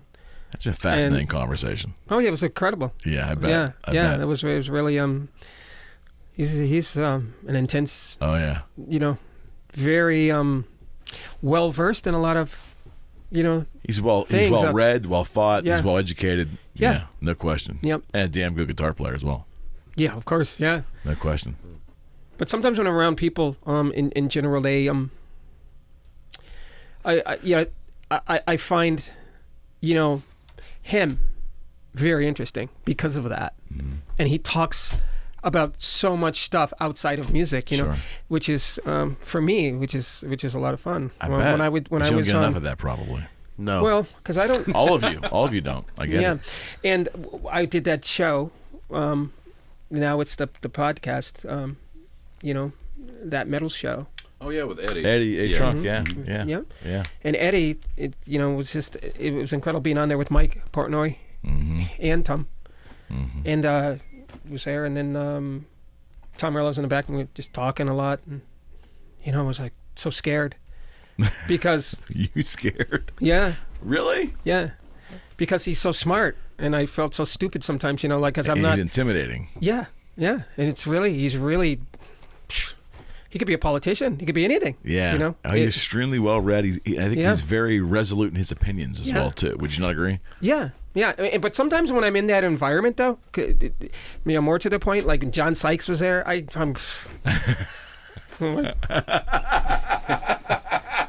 the NAMM show kind of makes me feel like that. I was going there. Yeah. Yeah. How many of those have you done, by God? Too many, but Yeah. I'm happy to be there. But I've done a lot of them. But I sometimes not the best company, you know, with around like a lot of these musicians. Yeah. How many freaking people sneak into that? I mean, you got every wannabe musician. I mean, it's like it's a collide. I get it. People are fun. It's a kaleidoscope of people, but there's just it really isn't a trade show anymore. It's just become a freak show. Well, the internet, I mean, let's think about it. It used to be a trade show where It's you not went a trade and made show. deals for the year of product nobody ever seen before, and now thank the you. internet is kind of like, so now it's reliving party. It's a destination Yep. place to Parties. party The and meet first- people like yourself. That's what it is. But the first show I ever went to, the first NAMM show was in Atlanta, Peachtree that Plaza. goes a while. So That goes back a crazy. ways. I met George Burns there. I did. How about that? How did George Burns' name get into this show? This I is was great. there. I This was is there great. with Dave Vert from BC Rich Guitars. I was with BC Rich Guitars, and he comes up to me and goes, "Hey, George Burns is in the bar. He's around the corner." I'm like, "Shut up." You know, and then we go over, and sure enough, it's George Burns. Yeah. And it really I is George believe Burns. it, yeah. So I walked over to him, and Now, was your hair like this at that time? oh yeah. So I'm rubbing his leg while talking to him. And George, You trying to get his attention? yeah, and he's like, he said, Yeah. like, "I'm happy to see you, but why are you rubbing my leg like that?" You know, so- and I'm like, "I'm sorry, Mr. Burns." Really incredible Oh my guy. God. And everybody just gathers around, listen to all the stories, and it's just it's amazing. To me, the Nashville show is great because that's a guitar show. I mean, the other Yamaha's there and all that, but it really is a guitar show to me. It always kind of has been. Anaheim's a fucking free for all, man. It's just, you're walking through, and Freddie, Fred Koala works for Tone Pros, or he does a couple other vendors there, so he'll go out. They fly him out there and do it. But it's just like, he's like, "Eric, you don't want to go out. You don't want to come out here anymore." I said, "Well, I have no reason to, because you don't want to come out here anymore." Because this is like, the parties are always great, but I think the public is trying to get into the parties more than the people doing Well, it's business. hard to get anything done. I don't like to go to the parties at all because, I always ride there on my bike. And, I know, and there's- okay. Yeah, and you know what's funny? I'm lost every time I go to. I'm asking, God. "Hey, where's the NAMM show?" It's like, and then you get there, the parking. You go to Parking's a bitch. then you can't find your way back, and I'm like, "Hey, where?" You start walking with people. I'm going, "Oh, this must be the way." And then they go, "No, we're leaving." And then I can never find my way around there, but yeah, I got to tell you, Eric, it's pretty intense. The parties, there's Oh, yeah, they lot always of, were. Yeah, I kind of like to get out of there at 5 and go home. I bet. Yeah, because It's always a job. I mean, it's part of what you do. I mean, you're there for your celebrity. There's no question, but it's still a job. You're working with this company. I'm not saying I haven't been to. Okay, I might have attended a few parties. I'm sure of that. How could we be surprised? I was at on a that? party once with Al Di Meola there. Yeah, Really? yeah, the DiMarzio party. And, Oh yeah. He's been using Larry's pickups forever. Oh yeah, right? I know. Yeah, and then the last time I saw Al was at John Petrucci's camp. Yeah. Yeah. I saw that he was attending that. And Yeah. You were too. Yeah, I did a couple of those camps. It's been a lot Yeah. of fun. How was that experience? Good? Love John. John's John's a great guy. How was the amazing. camp, though? It was amazing. Yeah. Okay. Yeah, it's amazing. Amazing camp. It's funny. I was actually thinking about ponying up the money to go do that. I almost did it. I was embarrassed of my skills. Yeah, it's an intense time. I bet. Al seems to be an intense player. Yeah. Yeah, it's kind of nerve-wracking though playing At those things in that at environment. at those events. Yeah, Why? It's kind kind of of a room full of all these guitar players and stuff. I You can't know? see you being intimidated by anybody. No, but wait. It's not as relaxing. yeah, It's not, right. it's not relaxing. There's John Petrucci's out there. He's a friend, and it's just not. It's not normally relaxing for No me. vibe. Really? Yeah, No vibe. No. It's like playing under autopsy lights. It's like NAMM. Yeah. When somebody goes You like this, feel like you're being examined. I mean, when then. somebody does this, hey, play the, and Yeah, there's that's a the camera worst. here. It's kind of like that's you so- just it would take a 12-pack for me to feel good about Yeah, doing that. that's how That's I've always society. felt. It's not like playing on tour, with other bands. It's different. If you're, you know what I mean? If it's a show, it's a different story. It's just in kind of a different mindset, And I don't think that you really play all that well all the time, in those events. I know I don't. So, but hard, it's I hard. play pretty consistent in a live thing because I've been doing that for so long. But it's sometimes it's a little bit more difficult to to find yourself in the very sterile kind of environment. But the beauty of it is all these the kids, and they're very young. A lot of them that come. Really? Okay. Yeah. So that's probably different than the more mainstream, what's a rock camp or whatever they call it, band camp or. Yeah, because the guitar thing is, this is like, it's a niche. Those people are there to meet their heroes. Yeah. That's what that is. They're paying for access. There's also some that are hell bent on the education side of it too. There are some, but they're at those camps? they're not as advertised. I think they're a little bit more hardcore. I mean, even like I would probably rather go to an actual camp where it was, hanging out and meeting and asking questions more so than let's put ourselves to this hell of learning, what we could do with these 12 notes, Didn't Dave Mustaine try to do it on his property? Did you see that one? He Did tried he? to do, That's he a tried good to do like idea. a camp actually at his house. That's a good idea. No, they were camping out in tents and stuff. I think on the front yard. It was Wow. nuts. It was nuts. But see, Eric, it more to the point also. It's like because it's not really my angle. You see what I'm saying? Mm-hmm. It's more the composition side of the music more is, and when it's chiseled down to like Just a this guitar. is just going to be guitar players. It kind of it's sometimes right. I say to you, I go, hey, you're invited to do this camp. I'm like, well, what the hell am I going to show anybody? What am I going to? Well, that's one of the teach them? reasons the Corfu thing that's coming up right after the tour Yeah. is unique for you. Yeah. Because he's like, right immediately after this tour, he's flying into Corfu, Greece Yes. to do a very intimate camp of 12 or less people. Holy smokes. Yeah. Okay. Yeah, that's cool. Okay. Yeah. And That's it's like intimate, though. That's Yeah, like oh, you can yeah. actually Yeah. connect with each person there. peeling back the layer Yeah. of the onion. Yeah, I go there on July 6th to July 13th Really? in Greece. You should pony up the money and come out there. We'll hang I out. can do that. I can do that. Because you didn't go Dude. to the other camp, so you coming? Okay, he's coming. I'm coming. Write me Bring down. the beer. I bring the beer and you don't drink. I don't drink before the show. Well, I didn't know because we were having cryptic kind of like messages back and forth here, and he said Belgian quads, there's Belgian triples. no, I can't. The thing about it is that I can't drink and play, right? Well, But I can play and drink. Yes, it's literally my job every night. I'll get a text or I'll get It's the truth. It's totally true. If you heard me after I had a drink and tried to play, it sounds like you hate guitar and you have a broken hand. I can't put it together. But if I'm playing and somebody goes, I'm fine. Really? No doubt about it. Yeah. So I That's stopped nuts. doing it. every I single don't- night. Every single night, you see this frantic look, this far off look. What do they got? Do they have anything good? And most of the time, when you're in Europe, it's one thing. You can find a creme de la creme beverage anywhere. Yeah. When you're in the States, sometimes when you say, "Hey, you got any Belgium?" They're like, "Yeah, we got Blue Moon." That's the only Belgian thing. No. Yeah. And the Belgium, it goes. You got a pecking order. You go from Belgium, and then it whittles all the way down because he won't drink PBR.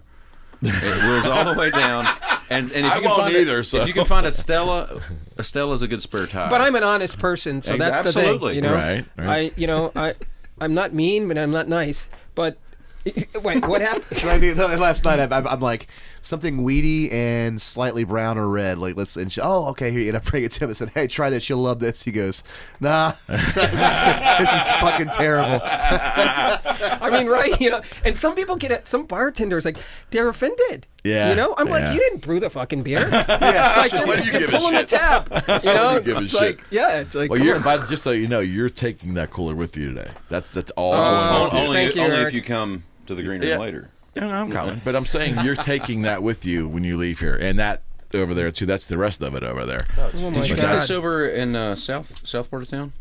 No, I kind of went across the river there.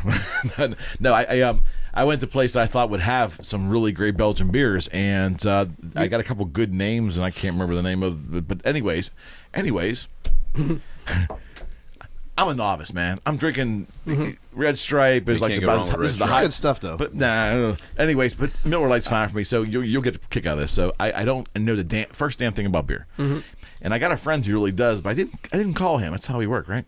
I call this other person, and I say, hey, I have to get this good Belgian, a triple or quad, whatever that means. So I go there as a novice, right? I take 2 cases. Well, I only have the one of this and one of this. That's good. Is it the best you have? Yeah. I get to the counter. It's like $175 for 2 cases of beer. You're certainly worth it. I can assure you.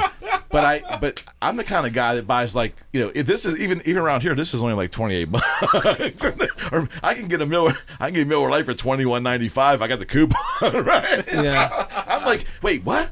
He goes, yeah, that's what it is. It's like 9% alcohol or Wow. something. So what are we drinking? Let's put Well, for they're the both record. from- What are they called? That's 3.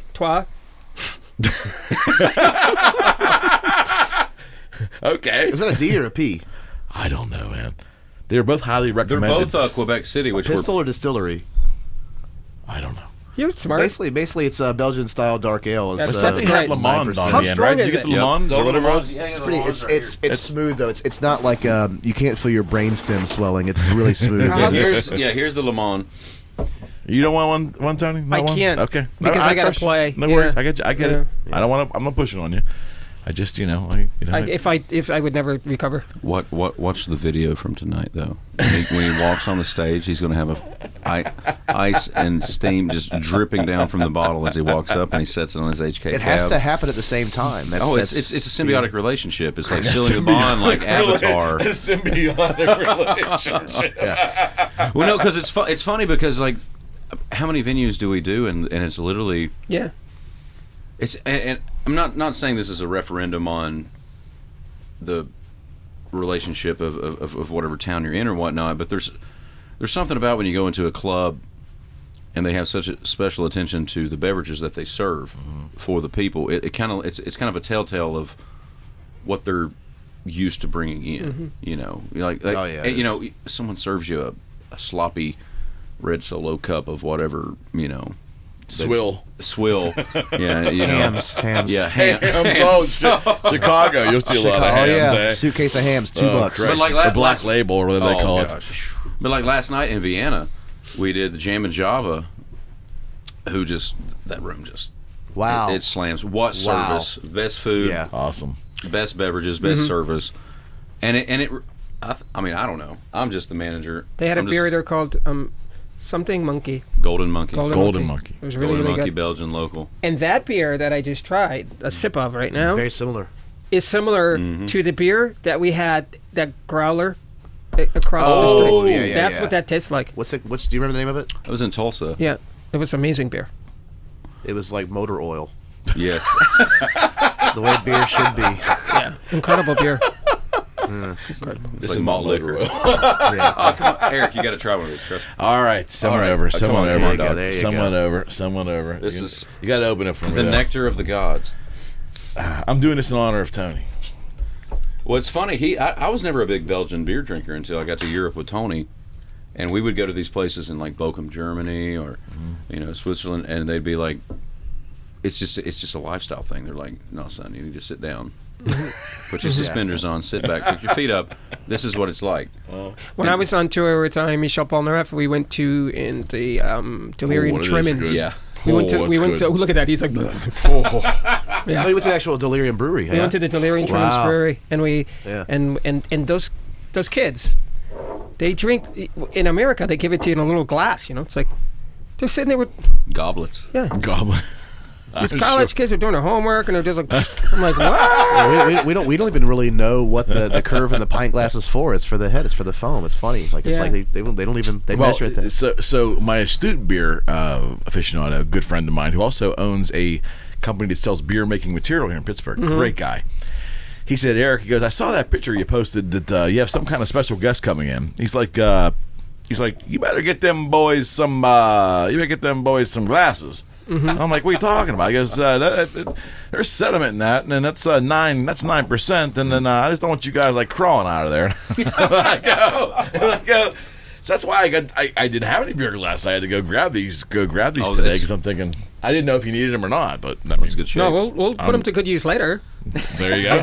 Take everything with you. I mean, last night we had Mexican food at what 1:30. 24-hour Mexican restaurant. That was amazing. Amazing. Was it restaurant, good? Eric. Yes. Really? Oh my goodness. Okay. We kind of caught him off guard. No, though. not. I mean, this was a high-end place we walked It was in. high end. You walk in and like super pristine granite countertops, wrap-around balcony. In a Mexican place. High- 24 high- hour. high-end. 24 hour. Wow. Not Okay, in Texas. I don't know of any in this town, so that's why I'm asking. That's why I'm saying. I wish I had one in my town, but I would be huge though. I would just be there. Yeah, we walked 4 in the in, morning. surprised them. They were like, it's Yeah. a slow Thursday. No. Yeah. Really? Walked in, pristine, shredded chicken and beef. We're savages too. When you show up in a group of like 10 people, they're That's just like, what he called yeah, y'all, by yeah, the savages. way. Oh, yeah, we're we're savages. Yeah, It's yeah. like, it's like, and here's the thing, Tony. This is the real fucking story. So Eric, we're gonna come. I said, well, I'll whatever kind of beer he wants, and he's talking, Belgian quads. Okay, whatever you want. I go, well, should I get 1 case or 2 or 3? Whatever you want, I'll get.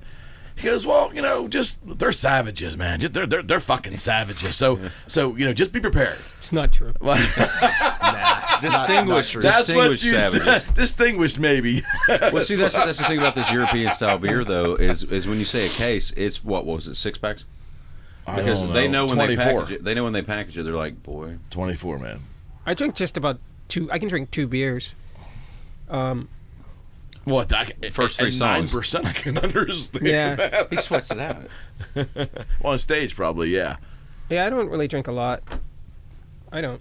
I went to a show. He does, but I don't. A show at Zach Wild in 2006. Oh, well, that's a different level right there. Are you familiar with the Congress Theater in Chicago? Mm-hmm. Oh, yeah. Shithole. There was we did a Jason Becker benefit there, and that's that was the first time I met Eddie Van Halen. Wow. Yeah. All right. There's a story The there. man. Story there. He comes up to. No, wasn't. I met him at a NAMM show. It was the second time. Okay. Yeah, but he comes up to my ex-girlfriend and I, and he just grabs her cheek and he goes, "She's the cutest one out of all 3 of us." That's awesome. And That's a good story.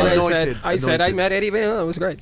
But no, he was talking about the speaker, his tone and all that stuff. Yeah. That was one of the coolest things that to hear him tell me the idea behind the Brown sound. Yeah. To hear that finally, it's like, holy shit, that's really what it is. Wow. It's just rock and roll. Uh-huh. Yeah, that was a great thing. Everybody coming together for Jason. And Jason comes to some shows. His dad. And Incredible. his family brings him in. Incredible. TBE. Yeah. And a shout out right now. And the mind is still so vibrant, right? Oh, he's God. My God, yeah. Yeah. It's just He's got a surgery upcoming too. This is just a shout out. You're going to see it on our social pages on all Tony's outlets. Okay. There's a surgery upcoming. There is some stuff upcoming that they're raising some stuff for. But Jason, good God. Yeah, Wow. the mind. So Sharp as a tack, still now, composes. Take me all the way back, and correct me if I'm wrong. Was he on David Lee Roth solo stuff early? Mm-hmm. Right? Am I right? 1990, I think it was. A little bit, The Devil or something. There's a Red Devil on the front of the record. Yeah. Like a lot of stuff. Yeah, let's do this now. This is good stuff. Yeah, when people were using a lot of cabinets and all that stuff, and I couldn't afford that stuff when I was younger, so I was okay. I was just having a couple of cabinets, and I'm still using a couple of cabinets. So you adopted technology early, though, right? I mean, you were. I'm guessing in the '80s, you were whatever was coming out, you were into it. You didn't push back on that at all. Whether it was effects, whether it was because early digital kind of sucked, didn't it? I mean, Yeah, well, I mean, I had this the Rockman, and it went into this rock mount thing. Tom Schultz. Yeah, and I thought that thing was pretty amazing at the time. Yeah, it sounded pretty good. Then- was that a whole album recorded? That first Boston record was recorded. with that? Yeah. And I used that like a preamp. Then I started using the PV Classic. They made these heads for me. These PV Classic heads. Okay. The saturation thing. I was using that. Got a good tone out of that. But I just love where it's at today. I mean, with the effects built into the heads and the compression and the gates and. So I had the first pod. Yeah. The big red orb. You Yeah, know? I remember that thing. Yeah, and there were settings I loved. The chorus I thought was just shimmering. But when it came to the distortion, I could still tell. It wasn't ready yet. It was 99, 2000, something like that. Yeah. But the newer stuff now is so you can't discern. I know you have all these high end people that think they're analog, aficionados. I think the best now is the HK Black Spirit, and I'm not just saying that because I was with them. Yeah. Remember, they had me go to the NAMM show and they go, "We got this amp," and they had. And we were skeptical at first. Yeah, and I go, "Look, dude, I'm not into the solid state Really? stuff. I'm a tube guy." So Yeah. I've got from them. I've got Triumphs. I've got Core Blades. I've got Grandmeisters. They're all tube heads. Yeah. I get to the show and they're like, "Check this out." And what do you think about this? I go, "It's amazing. I love the way it looks. I think this is intense. It's like Fits great." in my suitcase. And then he goes, "Pick it up." Remember that? He goes, "Pick it up," and I was like, "I mean, what?" That light, yeah. It's a solid state head, crazy. and I use it now, and it just sounds. And it's more road rigid as well too. The tube, we're about tubes getting all screwed up. I break these tube amps all the time. Wow. Yeah, and this thing is. I just do that with any tube head. Yeah. I'm just pretty careless. Yeah. Okay. Well, I mean, it's gear, right? Yeah, but when you're using a tube head, you're supposed to let it cool down before you move. I didn't know that. Yeah, you know that, right? You're supposed to let the tubes cool down. Interesting. Mm-hmm. How often does that not happen? About every day. Yeah. That usually happens. Like I'm doing a tube amp this one, and usually it's turn it off immediately, and then we usually have to run around and get changed or say other hi to stuff. people, and then so that gives it its time. Yeah, it's usually if it gets a good 10 or 15 minutes, it's okay. That amp over there, that's early, one of the very first Tony Iommi signature heads out of Laney that came out in like a 97 or whatever. Wow. It's it's the most abrasive freaking presence-ridden thing you'd ever want to do Which in one? life. The lower one. And that's just I think it's a GH standard head on top, the dual channel, but that's a single channel, and it just does one thing. It just makes you sound like Tony Iommi. That's all it does. He never gets the credit he deserves. You know that? I love that guy. He's so influential. Yeah, he never gets the credit he deserves. But I love tube amps. I was a Marshall guy. I thought Laney made a great product. I only bought that as a novelty. It was a damn expensive novelty. I think it takes a tube amp guy to like Tony just. He loves tubes, but it takes a tube amp guy to be able to do what you did. Like, you didn't take no for an answer with this Black Spirit head. It took him quite a week or two into it's just not there. It's just not there. And then every day, and then next thing you know, it's like, holy shit, there it is. Yeah, there I can actually play it. Yeah. Pretty understandably. So Is that tone thing though just a constant pursuit for you? No. I mean, and I've been using the same things for so long. I don't play other people's guitars or heads. So you don't get neurotic about tone. I mean, you know what you like, you dial it in, you go get it. Yeah. You're always trying to get it right, but I mean, it's not like you're not obsessed by it. Yeah, I mean, I can't play other people's heads at all. I can't do it. Oh, you're pretty obsessed.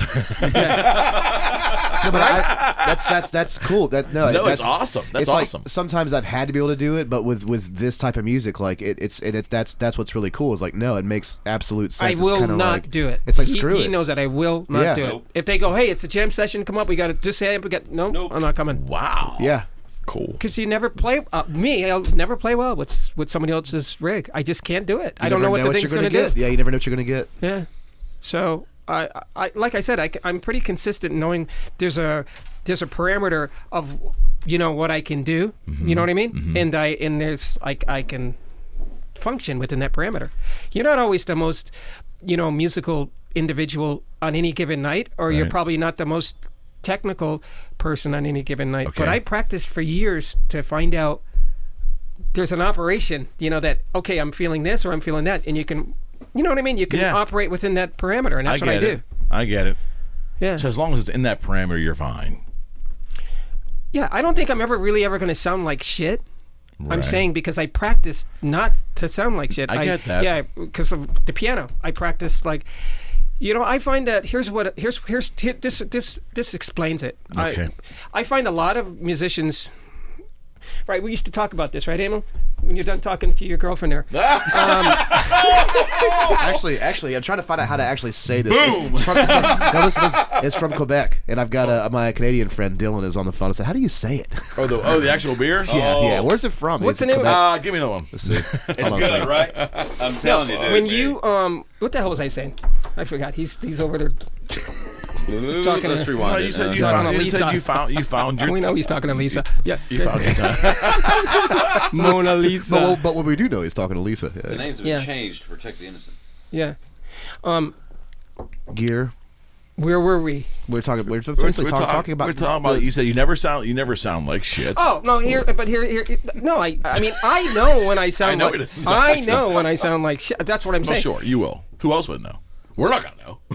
But see, it takes a lot of practice, right? Yes. To know what you can in just like sports. I played a lot of sports, so I know what you can and cannot do. I mean, if you're not particularly creative, you don't have court vision, you shouldn't be making a lot of crazy passes or trying to run through screens or anything like that. You know what I mean? If you feel like you can single-handedly take something over, do it. Right.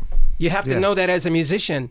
That's know what your I limitations. That's what I try to teach people when I worked, with teaching them. It's like accomplished players that, you have to practice that. You have to and my teacher used to tell me that too, and I got that from piano. That, really? Yeah, you get up in the morning, if you're going to play creatively. You know if you're going to play maybe technically, you know that. Maybe that's why. Maybe that's why That's I can't actually really. good life advice, not just Yeah. music. That's good life advice. And I find that a lot of players, like many of them, they go, "Oh, dude, I practiced 8 hours.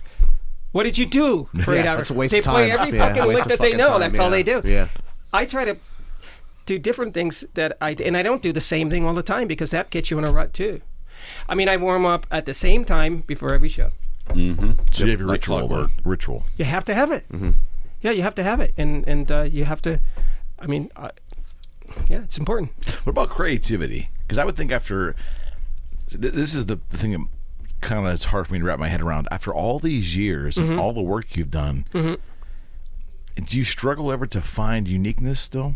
You mean motivation to write something? No, not motivation. I think you're a pretty motivated guy. Yeah. I can sense that in you. Yeah. But do you ever struggle finding uniqueness because you've done so many riffs, so many compositions? I mean, what's the writing process like for you? What is the writing process like for you, Sitting in Tony? the back seat. Yeah, he's seen that. Sitting in the back seat in Europe, writing a record. Okay. Writing is But that's okay. That's writing okay. is a very physical thing. Take some photos of us, will you? Well, instead of you're playing, you know, Was that the... put that on there. Unibrew 3 pistoles. And Is that what you're having? that's the beer. That's the beer. I said 3, trois. Trois. All I knew was that it was a du monde. That's all I knew. Yeah, I said that already. You already got. Listen, man, if it wasn't for you, there's no fucking chance in the world I'd spend that kind of money on beer. We got to give his money back. No. Oh, no. Like, He's two listen bottles to- deep right now. I'm not too. I'm good. yeah, you're getting a little loud over there, Eric. It is my fucking show. Yeah, that's right. Hey, we got compressors over here. We're all good. Hey, it's him. Who do I take orders from? Can you tell That's Lisa Tony. in a way? That's his. The piano is his link. No, the creative process for you. I'm trying to be serious here. The creative process. I don't know how accomplished folks like yourself that have such a huge catalog, how do you still find uniqueness like in your next project? Do you ever like worry about a rehashing or going back and never? Oh, dude. I mean, I won't put out a record if I have nothing to say. The conversations. Yeah. I mean, that's a good question, right? Well, I mean, it's like, Well, no, it is. And as his manager, it's like I can't tell you how many conversations we had. I learned early on. I've been almost 2 years. Our really good friend Mike Mesker was doing the gig before me. He passed the torch to me when I tour managed his last North American run. And very quickly I learned he is not going to reheat oatmeal. okay. And that's the only way I know how to put it. Reheat oatmeal, because there's a lot of lack of a better term, call it cash grab, whatever. Okay. There's a lot of like, yeah, we'll just mail it in on this, you know, we'll just do the and nostalgia's great. Everybody loves nostalgia, but working with this guy, it's like he keeps me on my toes, not just because he can get 3 hours of sleep and like be shadow boxing when we're riding down the road, but because he's just like, no, I did that already. I want to keep evolving. I want to keep moving. Let's do something new. And it's a challenge for me as a manager standpoint, but it's paid off dividends, because when we built this lineup, you know, I'm the guy. So we were talking earlier. I'm the guy that listens and has a ear to the ground pulse. Who's this hot? Who's the new upcoming? Who's all this? Who's this? Who's that? You know, I texted you when I was out with Animals as Leaders and Contortionists 2 weeks ago, and it's like, who's doing this? Who's doing that? Well, then he's the kind of guy. He's always up for a challenge, and so I bring in the unanimous heavy-hitting champ with Emil, and on second guitar, and it's been like literally the most fun thing ever. Like it's cool, because every single night I get to go look and see a different special take on something, because first off, he can do it anatomically, but he's been dodging me for years. oh, dude! He's been dodging me. I was waiting for it. I was waiting for the Mike Tyson reference. Oh, well, that's pretty good, actually. That's perfect. Perfect. Creativity, though. I mean, I don't get it. It's so much. You've done so much work. The catalog is so big. You've played with so many people. to continue to be unique, that's amazing to me. It is. As a fan, I mean, it's. Thank you, Eric. I enjoy. It's a truth, though. It's how I feel. I understand. I mean, I enjoy when it's effective. Mm-hmm. That's what creativity is. I mean, when it's not effective, you take a break. When Have you done that? Have you done that? Oh yeah, I've taken It was a lot of years that I didn't do a solo record, and I worked in other things. 10 years. Yeah. 10 years between the self-titled. Yeah. There was self-titled Concrete Gardens, Death of Roses Part 1. Yeah. 10-year time frame. Yeah, and then I worked with the Cab and took a break, and worked with Planet X, took a break. It's like, have to do that. That's healthy, probably, right? Oh yeah, and you get an opportunity to work with Virgil Donati, tremendous, talent, and Derek Sheranian, and you just have to devote your energies to that creative process. I get that. Right? And that's... recharge your batteries. Yeah, recharge your batteries, because I didn't really have anything else to say. And I'm the first person to say, hey, I'll just go ride my bikes, and, I like to ride bikes and eat. Hang out with the wife, and I'll do that, Yeah, he looks like he eats a lot, right? I can't gain weight. Ever? It's been pretty hard. Yeah, I eat a lot, right? Oh, God. Yeah. Yeah. Hollow to the toes. Yeah. My buddy Jim Stewart said, I have to ask you this question, man. Like, he goes, that fucking mohawk, man. That fucking stand-up big-time hair, man. He loved it. That is you to him. The bouffant, you mean? No, it's gone now. Yeah, and this is the kid that taught me how to play guitar. He lived across the street from me. He'd jump on the roof of Oh my God, really? Listen to me. I'm talking like 78. He would jump on the roof of his porch, bring his Fender Twin out with a muff fuzz, and play through a Hondo, and play Ted Nugent's Stranglehold for the entire night. I bet it sounded great. That's a good setup. Unbelievable. It was a good setup. It was a great setup. But Jim's like, look, man, Tony is just like, and he's the one that turned me on to you decades ago, man. And Maximum Security just like made me want to quit playing. I mean, so I'm just saying to you, he wanted me to ask you about the hair days, and that goes back to like record companies having an influence on your look. Did you submit to all that? Like, I'm going to make this record, and I guess I got to look like this because this is what the vibe is now. No, my hair was always long. Really? Yeah, growing up. That's the answer he wanted. That's the answer he wanted. Yeah, and my hair just grew like a lot. My dad was Scottish, so my hair. That's why I got the MacAlpine name. It wasn't a stage name. I would. That I knew. I would have. That I knew. But no, it grew a lot. My sister has still to this day has. Okay. But I got tired of it. Yeah. Yeah, I really get tired of it. So I hacked it off. It was funny because he also dug Doug Pinnick of King's X. And not that you guys didn't look alike, but just there was a hair vibe. There was a guy in Monsters of Rock that we looked alike, right? And he was catching hell from everybody. Dude. There's a band that didn't get their just due, right? Huh? They were a great band, man. They never got their just due. Yeah, well, Life, yeah, right? Life. The business. Yeah, it's you can't predict. No, you can't predict. You really can't. But he's an amazing guy. You did keep having those misunderstandings of the Monsters of Rock cruise. Yeah. People would walk. People would walk thought you were Doug Pinnick, really? It was interchangeable. Well, there was a guy that I think he was just more of an idiot. Yeah, he's more of an idiot. Really drunk. You're trying to say they have those out there on the on the cruises, and you're kind of stuck on a boat with them. I'm just laying it out there. I'm really. I don't have a. You know what? I don't have a problem with being witty though, as they know. I'm like, right? Oh, it's the most fun. There's yeah. So he's quick on the quip. Oh, right? It's the most fun. You should hear him and our sound guy. It's the funniest shit I've ever heard. Oh, dude. Every day. Really? Like clockwork. Yeah, especially before coffee.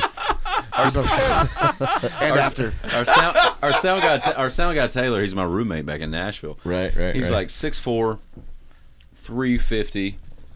Power lifter, like squats 1,000 pounds kind of guy. He's the kind of guy. He's like Bane. He's like, you're either going to do what I tell you to do, or I'm going to make you do what I tell you to do when we roll into a venue, and it's great.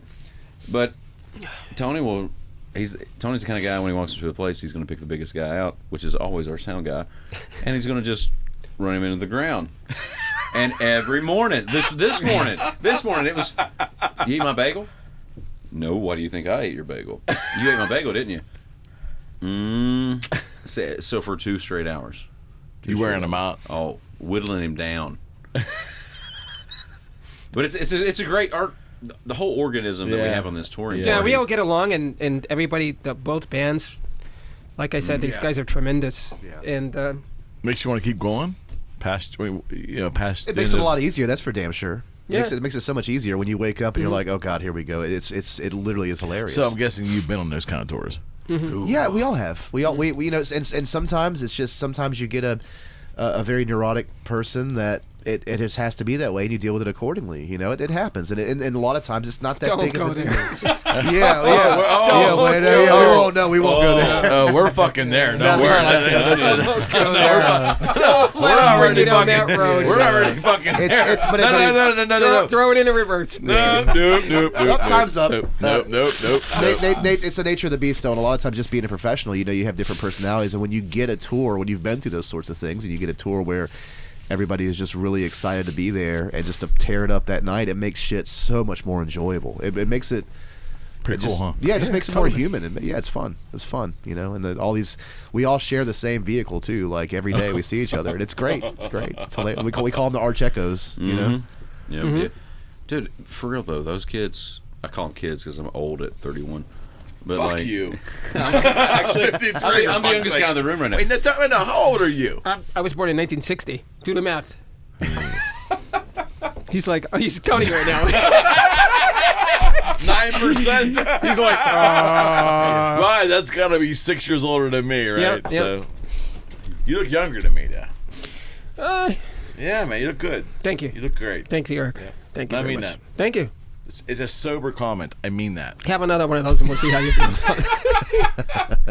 Listen, man. It's sneaking up on you. Guys, check us out. I'm this river rat in this little town called Coriopolis, a suburb of Pittsburgh, and Tony fucking MacAlpine is sitting in my office.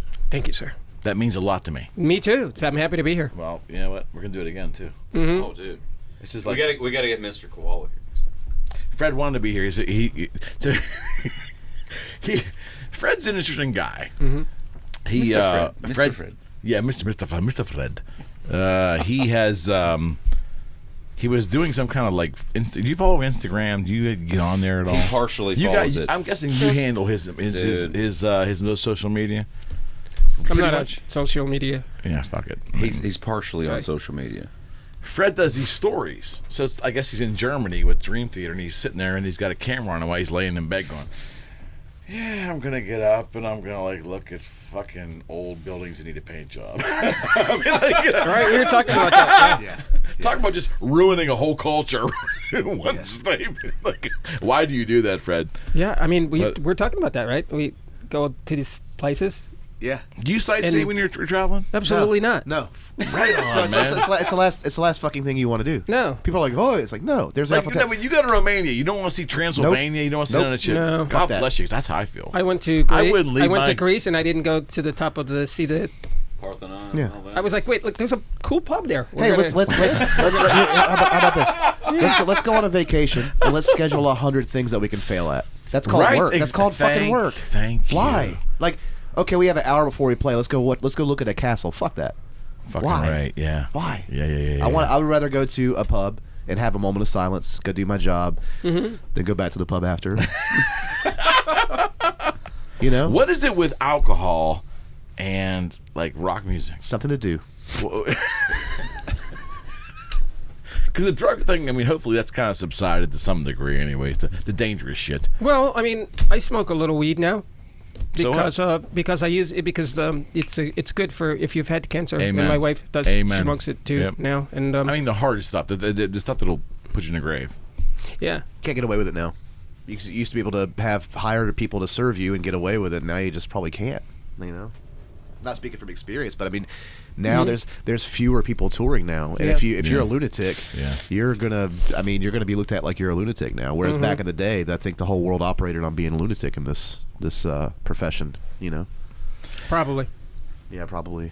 Do you look at simplistic rock bands, regardless of their fame? Do you look at them like, fuck, because of the musical limitations? Or do you accept them for what they are and like give them a salute? Hey, they made it. No, I like everything.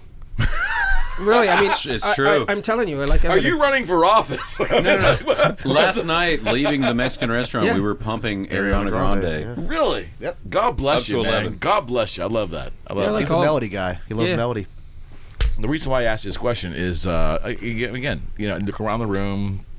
I grew up a kid. Dimebag was like a late thing for me. That's a guitar I made for Dime. I didn't make it. I designed it for Dimebag Darrell. It's for Washburn 2004. Wow. Yeah, I mean, there's some legacy up there. Scott Ian of Anthrax, man, great guy. Gave him that Southern Cross.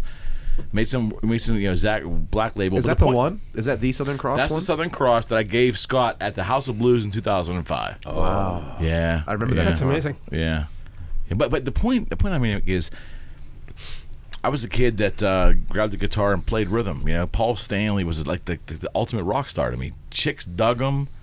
Guys wanted to kind of be like him, and it was powerful. It's powerful chords. Now I don't know if that was him doing it or production, but it was big. That sound was big. But that's not what you do. You create like compositions, orchestration, powerful movements with a guitar element in there, right? Yeah. Right. So do you have appreciation for Aerosmith, AC/DC, those bands, The Who has some orchestration? The point is, the more simplistic bands, can you appreciate that? Could you be driving down the road and Detroit Rock City could come on the radio and you leave it on like that's cool? Yeah, I'm a fan of music, so Okay. I like everything.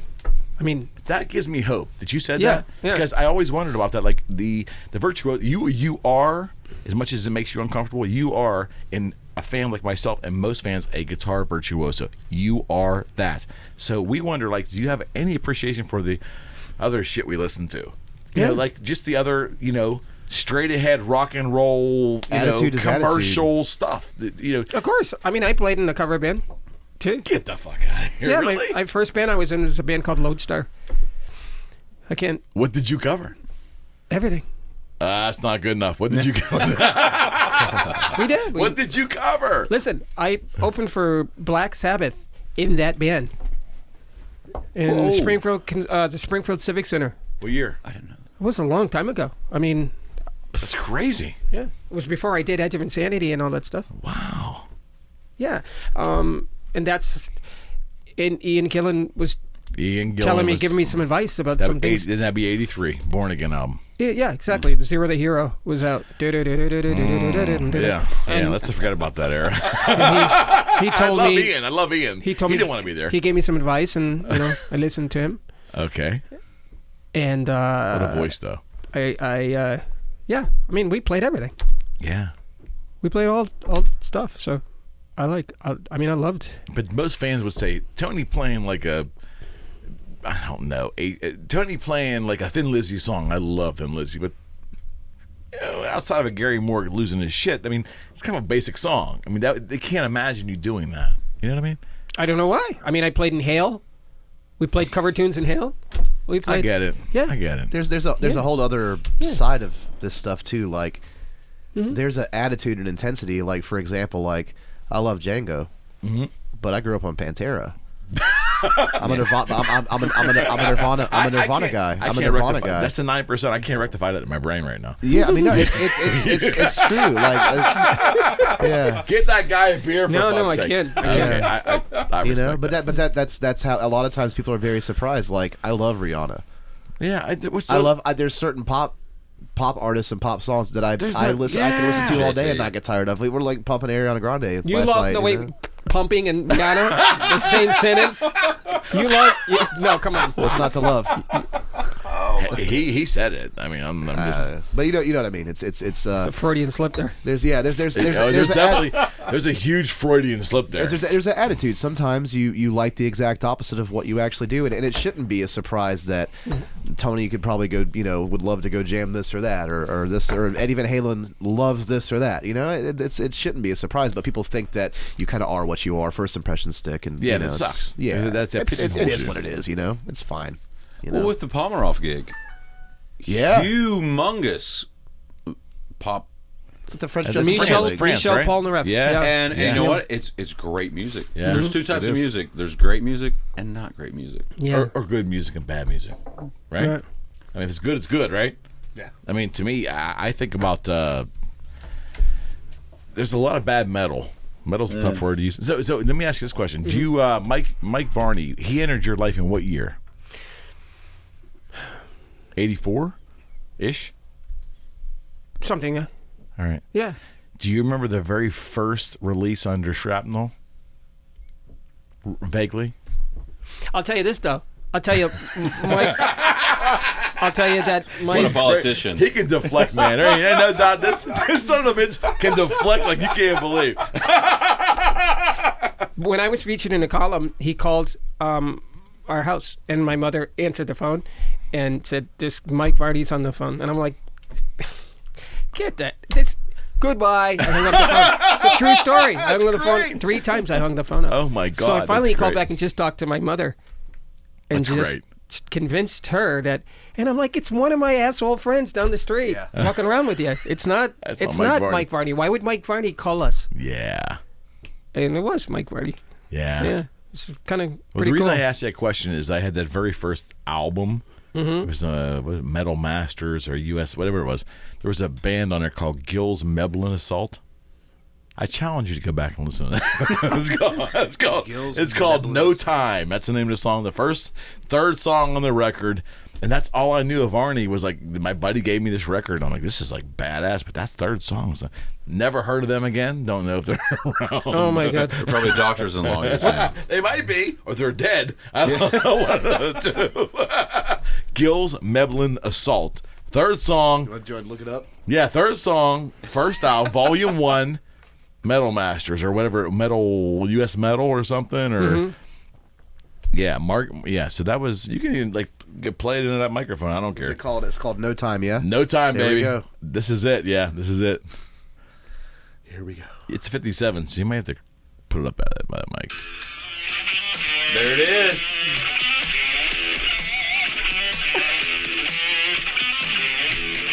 Pretty cool. Not Not bad.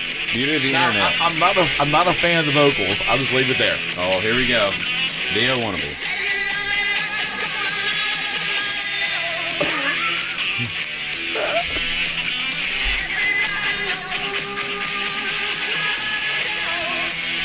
The album artwork is spectacular, I'm too. just saying.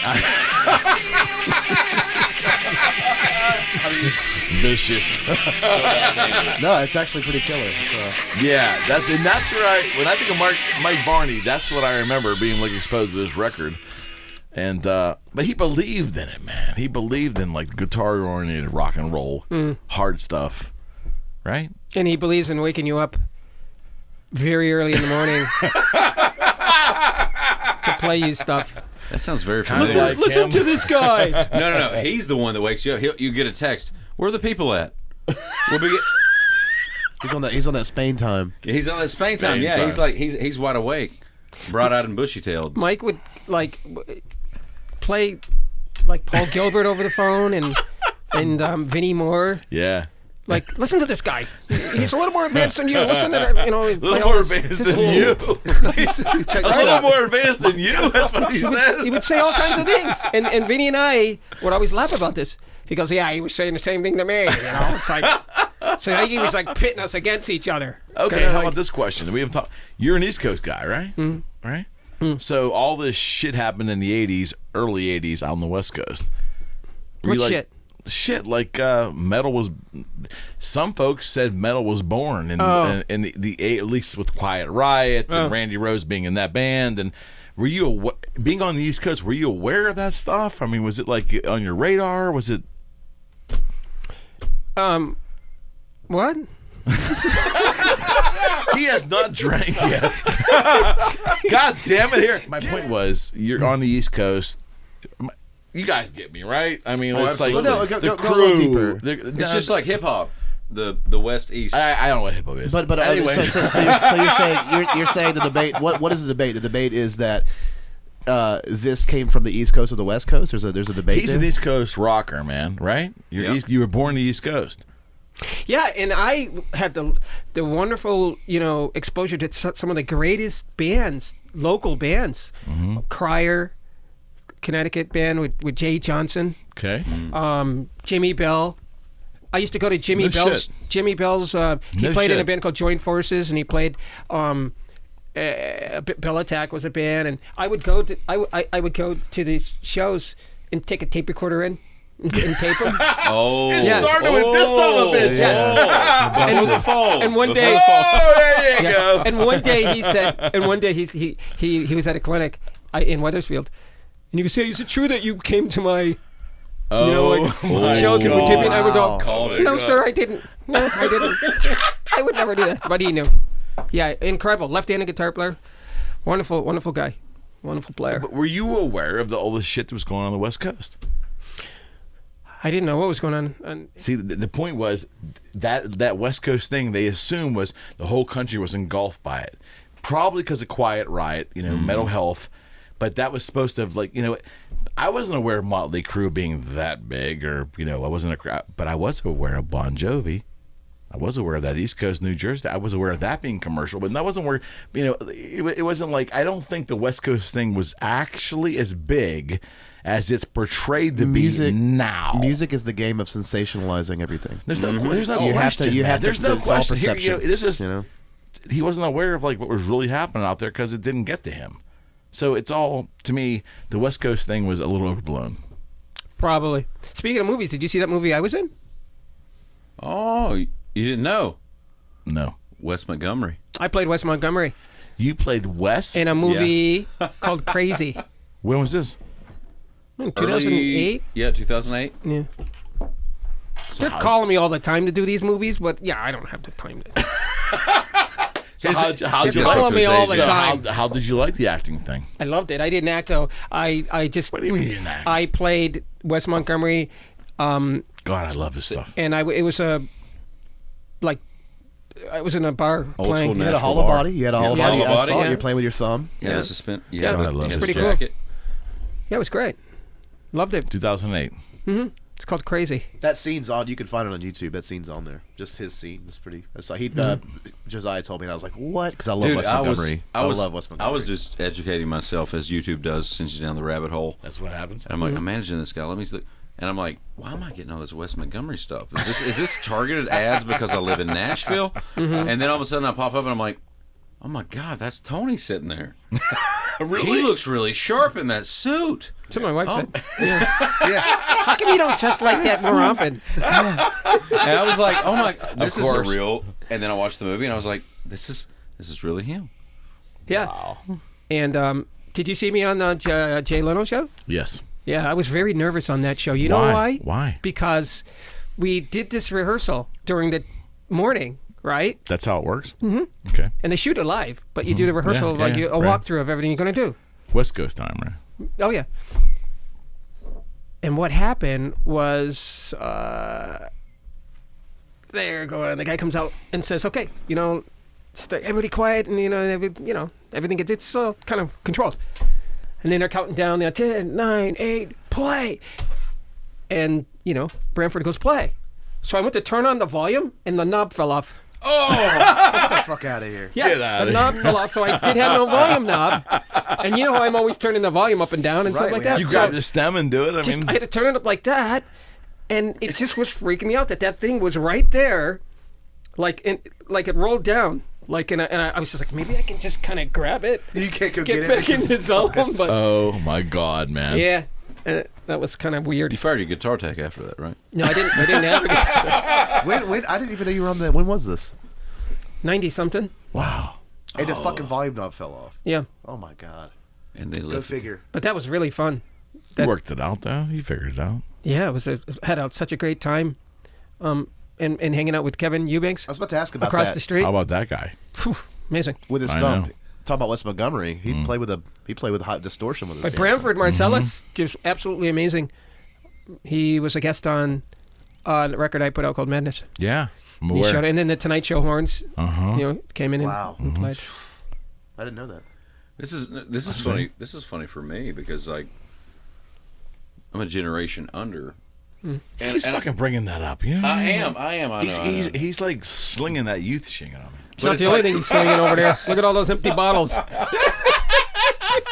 But no, that's your fucking publicist. I'm just letting you know. When you come in as a manager and you work with someone who has such a historic career, it's intimidating First, it's intimidating and honoring at the same time that someone would even ask, you're the guy.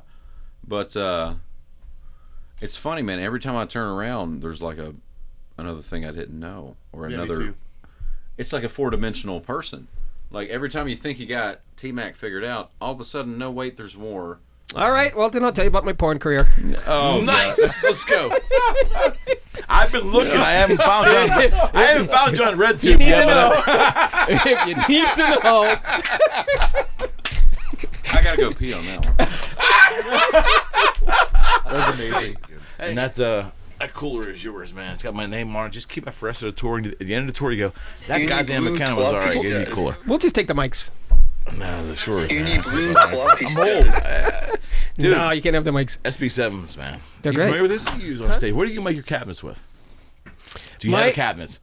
Yes. But I don't have my cabinets. I have cabinets from PAs or whatever they are. No, I have cabinets from HK here. But my cabinets that I have in the West Coast, I have greenbacks in them. But these ones don't. It's less strong greenbacks. Yeah. What do you make them with? It's I have no idea what Taylor's making. Our sound guy. 57s? Well, I mean, normally that's a different version of a 57. Taylor, our sound guy, Yeah, it is. he brings his own mic. He brings his own mics. Doesn't let you touch them or anything like that. So I bought these two SB. It's okay for him to eat bagels, though. Yeah, good. Can't touch the mics. You're never gonna let The that guy go. told me if I get a 57 and use it for vocals, it sounds like the SB7.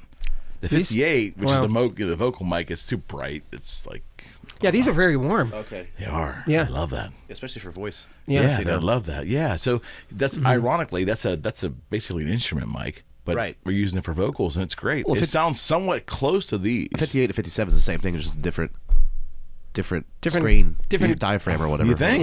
Yeah. No, it is. It is. I got a buddy who boils those in water, 57s, and takes out the transformer and reconnects them.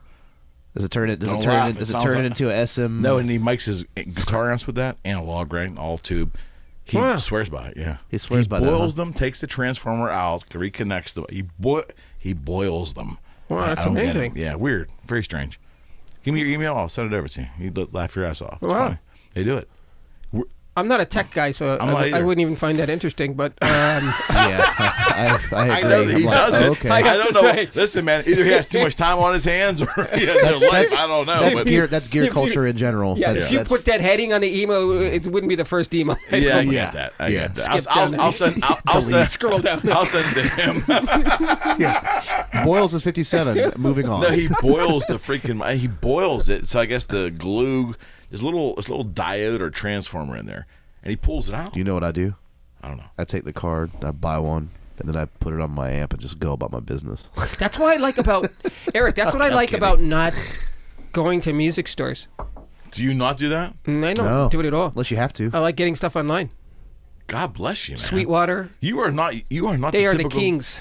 No, Sweetwater's great, folks. But when you I go- buy from them. But when you go to a music store, They never have what you need. they have an agenda to sell you. They Are sell you you some other kidding me? I bullshit. got a guitar center up the street here. I puke when I go up there. Yeah. I couldn't buy. This was all bought on Amazon. Everything you see here. Well, there's a conversation that we had about we were driving by all these abandoned malls and we're sitting here looking at them. I mean, it's because you tour. That's kind of one of the things you do. You stare out the window and go look at all these abandoned places. Yeah. And that's the first thing we talked about. And we got this topic of when's the last time you actually went somewhere to get something? And now it's getting to the point where food is like that, where Right. fresh direct they'll or whatever. deliver it to you, right? Yeah, and it's. Are you okay with that? Are you okay with that? What, the food? No, just like the. Because we don't eat the on this cha- tour, so Yeah, we don't eat or sleep. Yeah, they're sleepy. They don't think it's important. But you drink? Do you drink Belgian beer? Gotta get their nutrition somewhere. It is what it is. I think as long as the consumer is winning, that's Yeah. fine. It's Yeah. as long as people can Okay, live their so, lives, all right, that's so fine. Let me be whatever. I'll be the dick in the room. It's costing this fucking guy money. What's that? Technology. Is it? Are you shitting me? How much money has he lost over the years with downloading? Oh, same as he's probably lost more than I have, but it's the same shit with me. I'm 36, man. I get it, brother. I'm know, telling it's you. just- I mean, like it's. No, I used to play albums and make a Van Halen freaking cassette for my car. It sounded like ass. And that's to me that was just. I don't think I was stealing from anybody. I think I was. The degradation was so bad. It was a convenience thing to Yes, play it in the car. but I'm yeah. saying to you, one-to-one digital downloading is theft. I mean, the know? worst, the biggest thief is YouTube. Yeah, I agree. Is it really? Why is that? Why is that? Google it. Look at what Trent Reznor's been saying. He's right. Lars Ulrich was right. Well, it's because they were right. It's because here's an example. I have people that will replicate they'll cover my solos, monetize it, and upload it with my name tagged, and have more views and make money off my than yours. And you imagine Tony. Imagine Tony there, and you 5 video cameras professionally. I got a guy here in Pittsburgh who would do that for you, for a song, probably for free, just to have the opportunity to meet you. 5 video cameras, 5 guys, 5 gals out there doing this whole thing. Compose it, put it in, do it right. Yeah, full DVD ready, man, or DVD or whatever. I'm saying 1080p or 4K ready, right? Wow. Yeah, right. There's no market for it. How the hell are you going to sell it? Everybody's out there like it's going away for free on YouTube. It's bullshit. Yeah, it's bullshit. DVD format's very extinct. So we were headed to this question. We didn't get there. And is music disposable now? Well, yeah, but should it be? Oh, you said yes. You said yes. Yeah, it is. You believe that? Tony, do you believe that? No, I don't. Hold on, I have to explain something. I don't. No caveat. I don't want it to. I don't want it to be that way. We'll get there. But is music? It used to be a commodity, man. I bought your CDs growing up. I bought them. The hard copies, multiple. The albums, actually. Maximum Security was an album. I bought them. People aren't doing that anymore. All right. So is it now just it's disposable? People use it. Yeah. They expect it for free. So is your creativity now not being able to be monetized? That's fucked up, man. It is. It is. Anyway you looked at it. It is. Yeah, that's something it's terrible, but it's true. Yeah. And the word disposable is so harsh, and I hate to use that, but that's kind of people treat it that way. It's not disposable, but it's being treated that way when people steal it.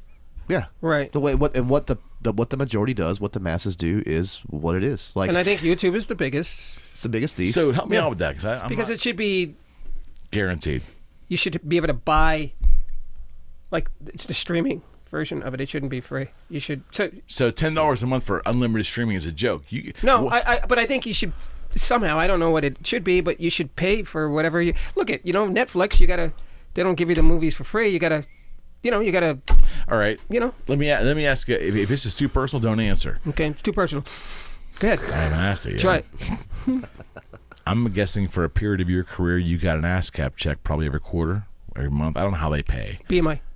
Whatever. You got yes, BMI. I apologize, but generally, again, ASCAP. Generally, I'm probably guessing that as soon as 99, 2000, 2001 came along, those checks were probably coming rather smaller. Oh, of course, yeah. Right. That's fucked up. That's wrong. You lost. You got stolen from. But in my opinion. Do you want those checks are getting bigger? The music industry is profiting more than ever because of streaming. It's just the artists are making it, but as the artists making it. No, what happens is first week of your release, you're boom, and then after that, it goes like this. It's always kind of been that way, but now more than ever, it's like. But I have friends that are like serious songwriters and friends of friends and things like that. They're back up to where it was back in the day, but because of why? Streaming, they're wired in. The labels are why. I mean, they created it. They didn't do iTunes when they should have, and then there were years where there are years that they were crying about it. So wrong. While they were crying about it, they were doing something about it, and they basically were like, fuck the artist. I mean, that's just the way it is. So do I want it to be that way? No. But you know what?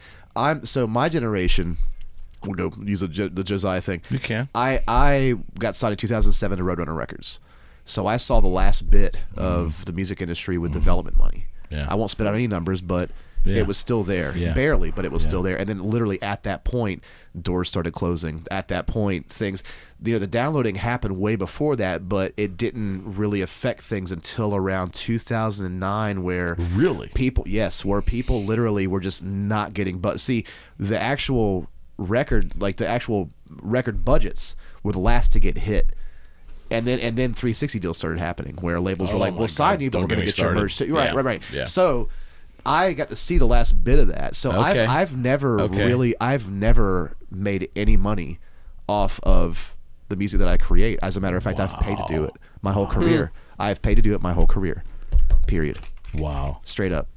And you know what? I don't. That's all I know, so I don't really care. But I go on tour. I'm an instructor. I do Yeah. my I have my You ways. found ancillary ways to make I money. found my ways to do it, and I don't advertise those ways really. I don't advertise the No, fact that I I'll go get do it. Broadway I get shit. it. I'll go I do get teaching it. shit. I You get know, it. but Tony, it's true. Do you have to tour now to monetize your work, as opposed to in the past? Were bands in the 70s and 80s, as far as your memory goes, weren't they touring to support the album sales generally? Well, that's still what we're doing.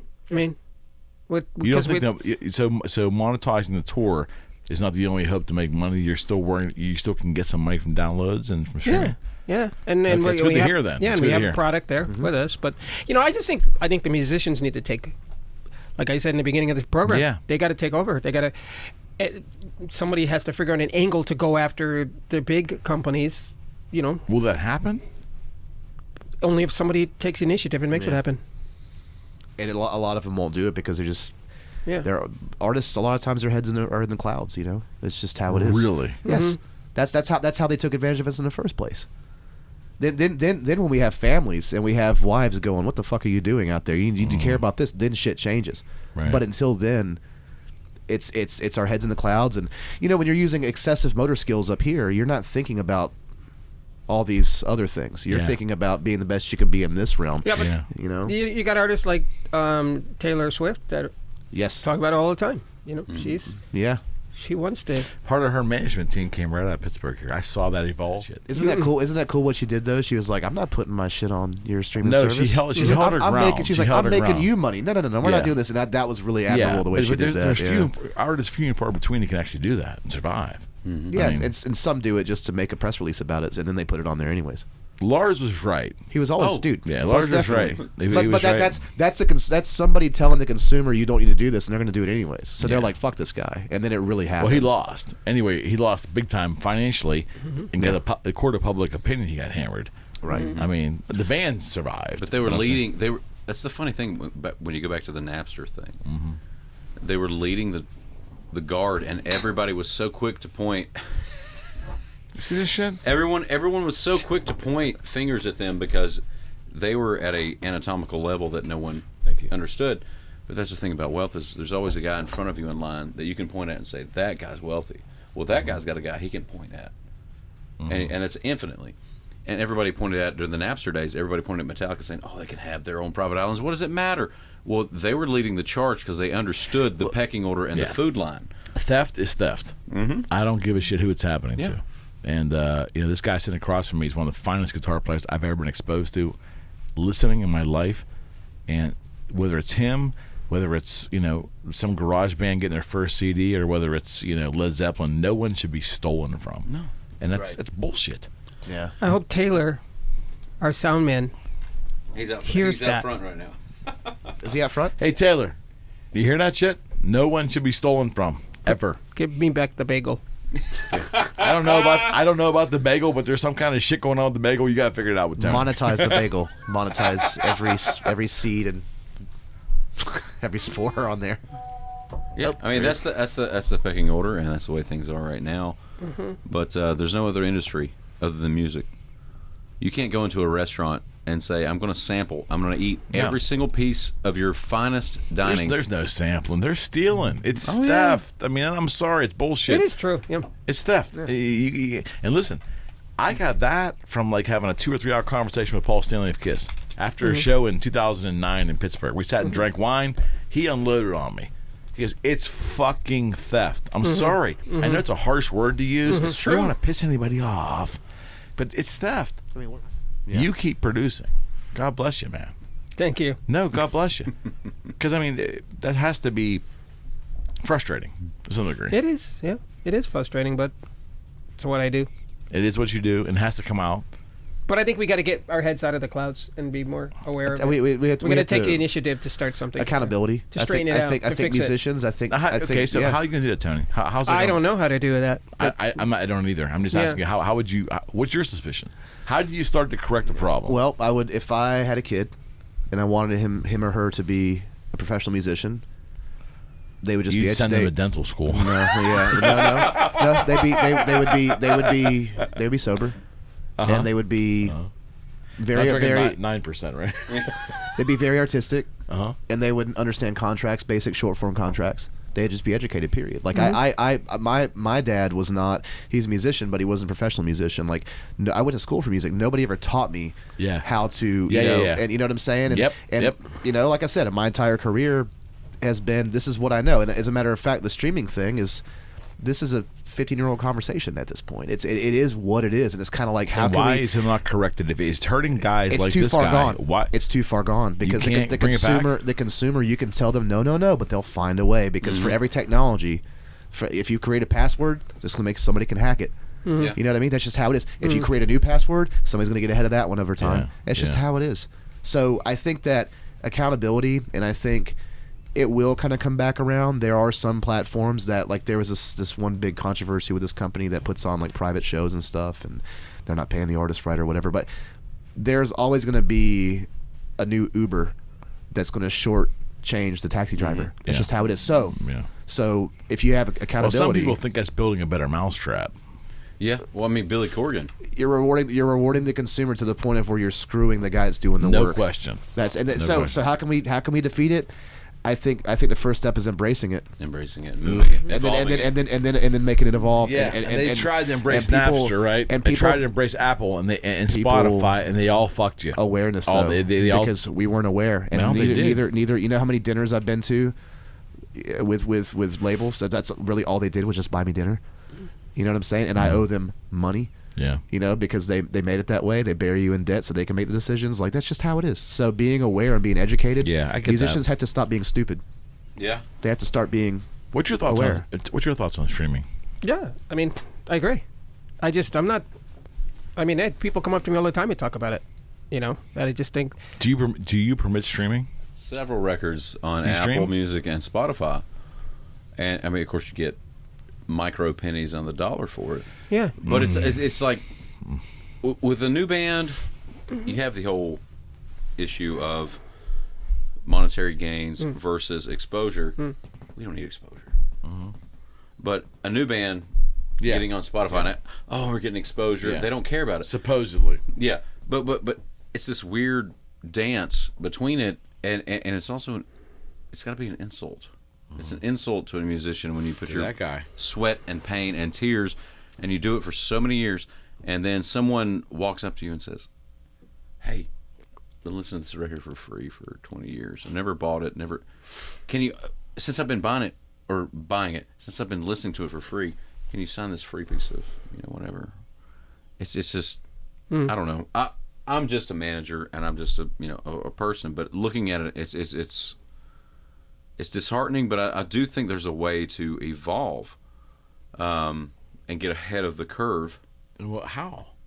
I don't know. I listened to the Joe Rogan podcast he did with Billy Corgan talking about it, and Billy embraced it in the 90s. He saw the curve. People love or hate him, I don't care. But Billy saw it, he embraced it, and he also found a way to get ahead of that curve. And tell about Neil Morse.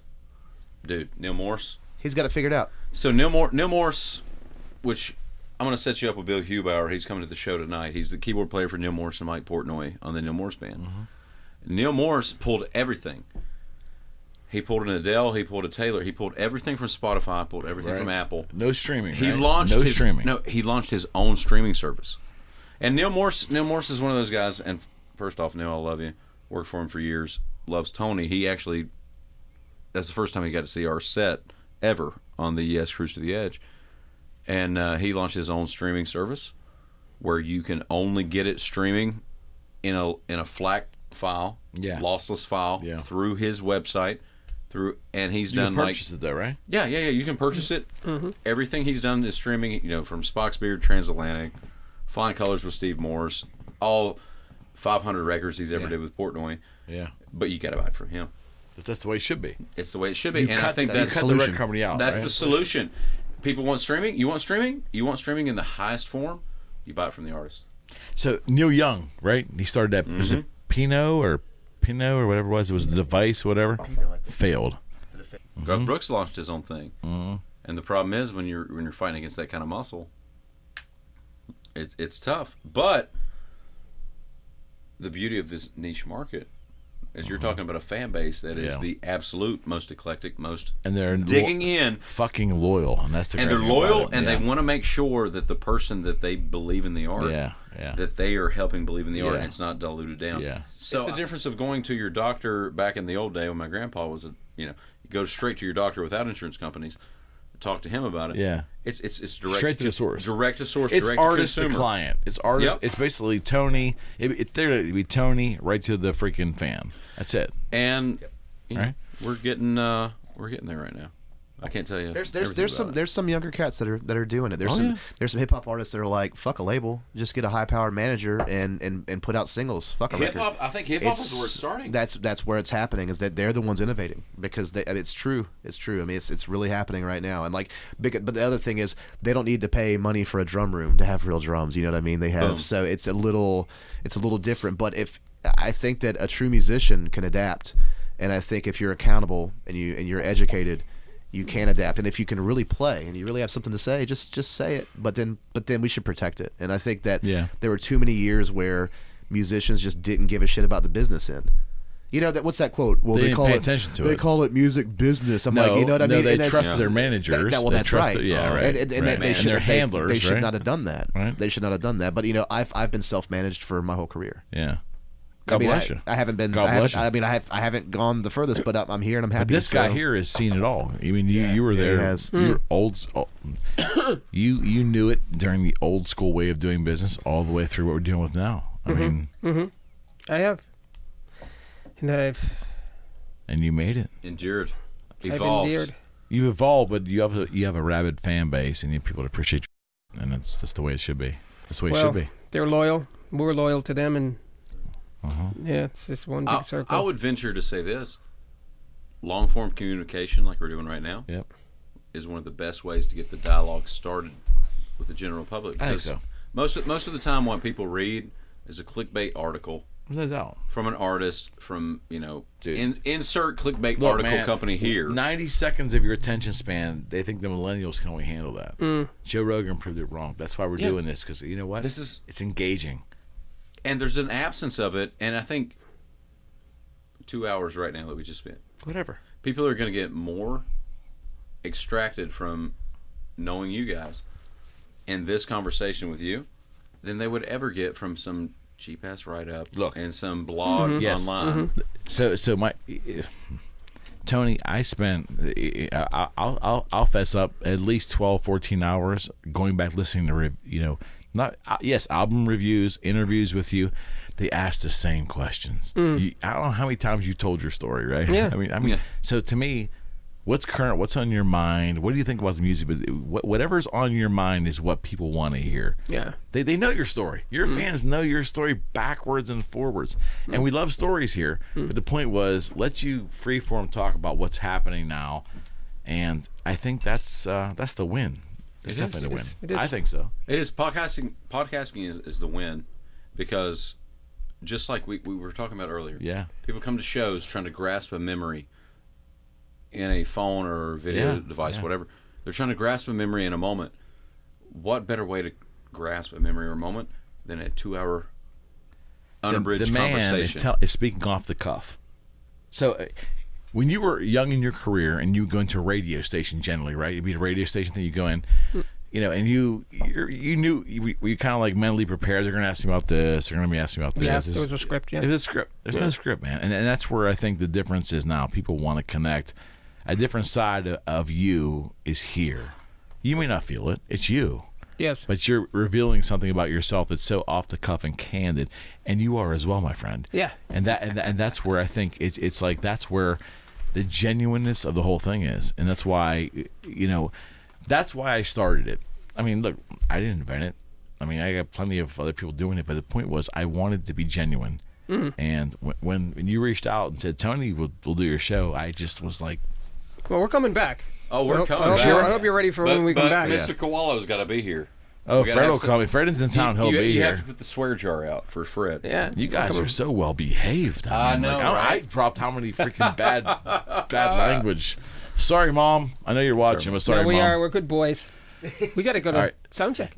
We got a sound check I in know. about Yeah. 2 hours. You coming Friends. tonight? Yeah. You coming? Yeah. Oh, he is absolutely hang out? coming. Yeah, I'm coming. This is perfect. You guys taking that case, that whole Absolutely. cooler goes with Absolutely. you. And that, no, and that goes too.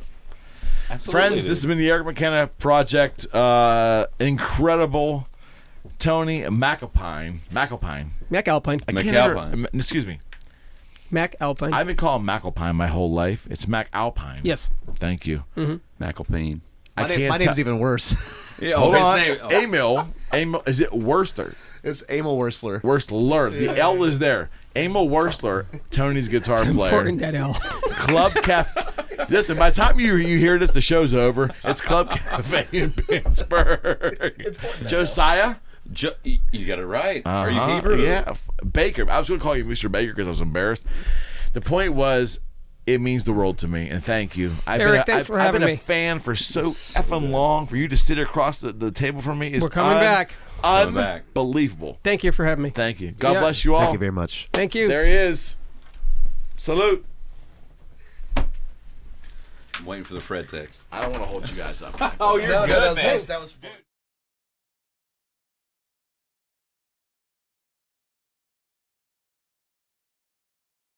Sick as front row seats a few times. That's a tough one. Say that 3 times fast. Yeah, front row seats, front row seats. Steve Vai. Solo or a more complex orchestration. Can't pronounce that word either. Orchestration. Orchestration. Orchestration. There we go. There we Bingo, go. Alex.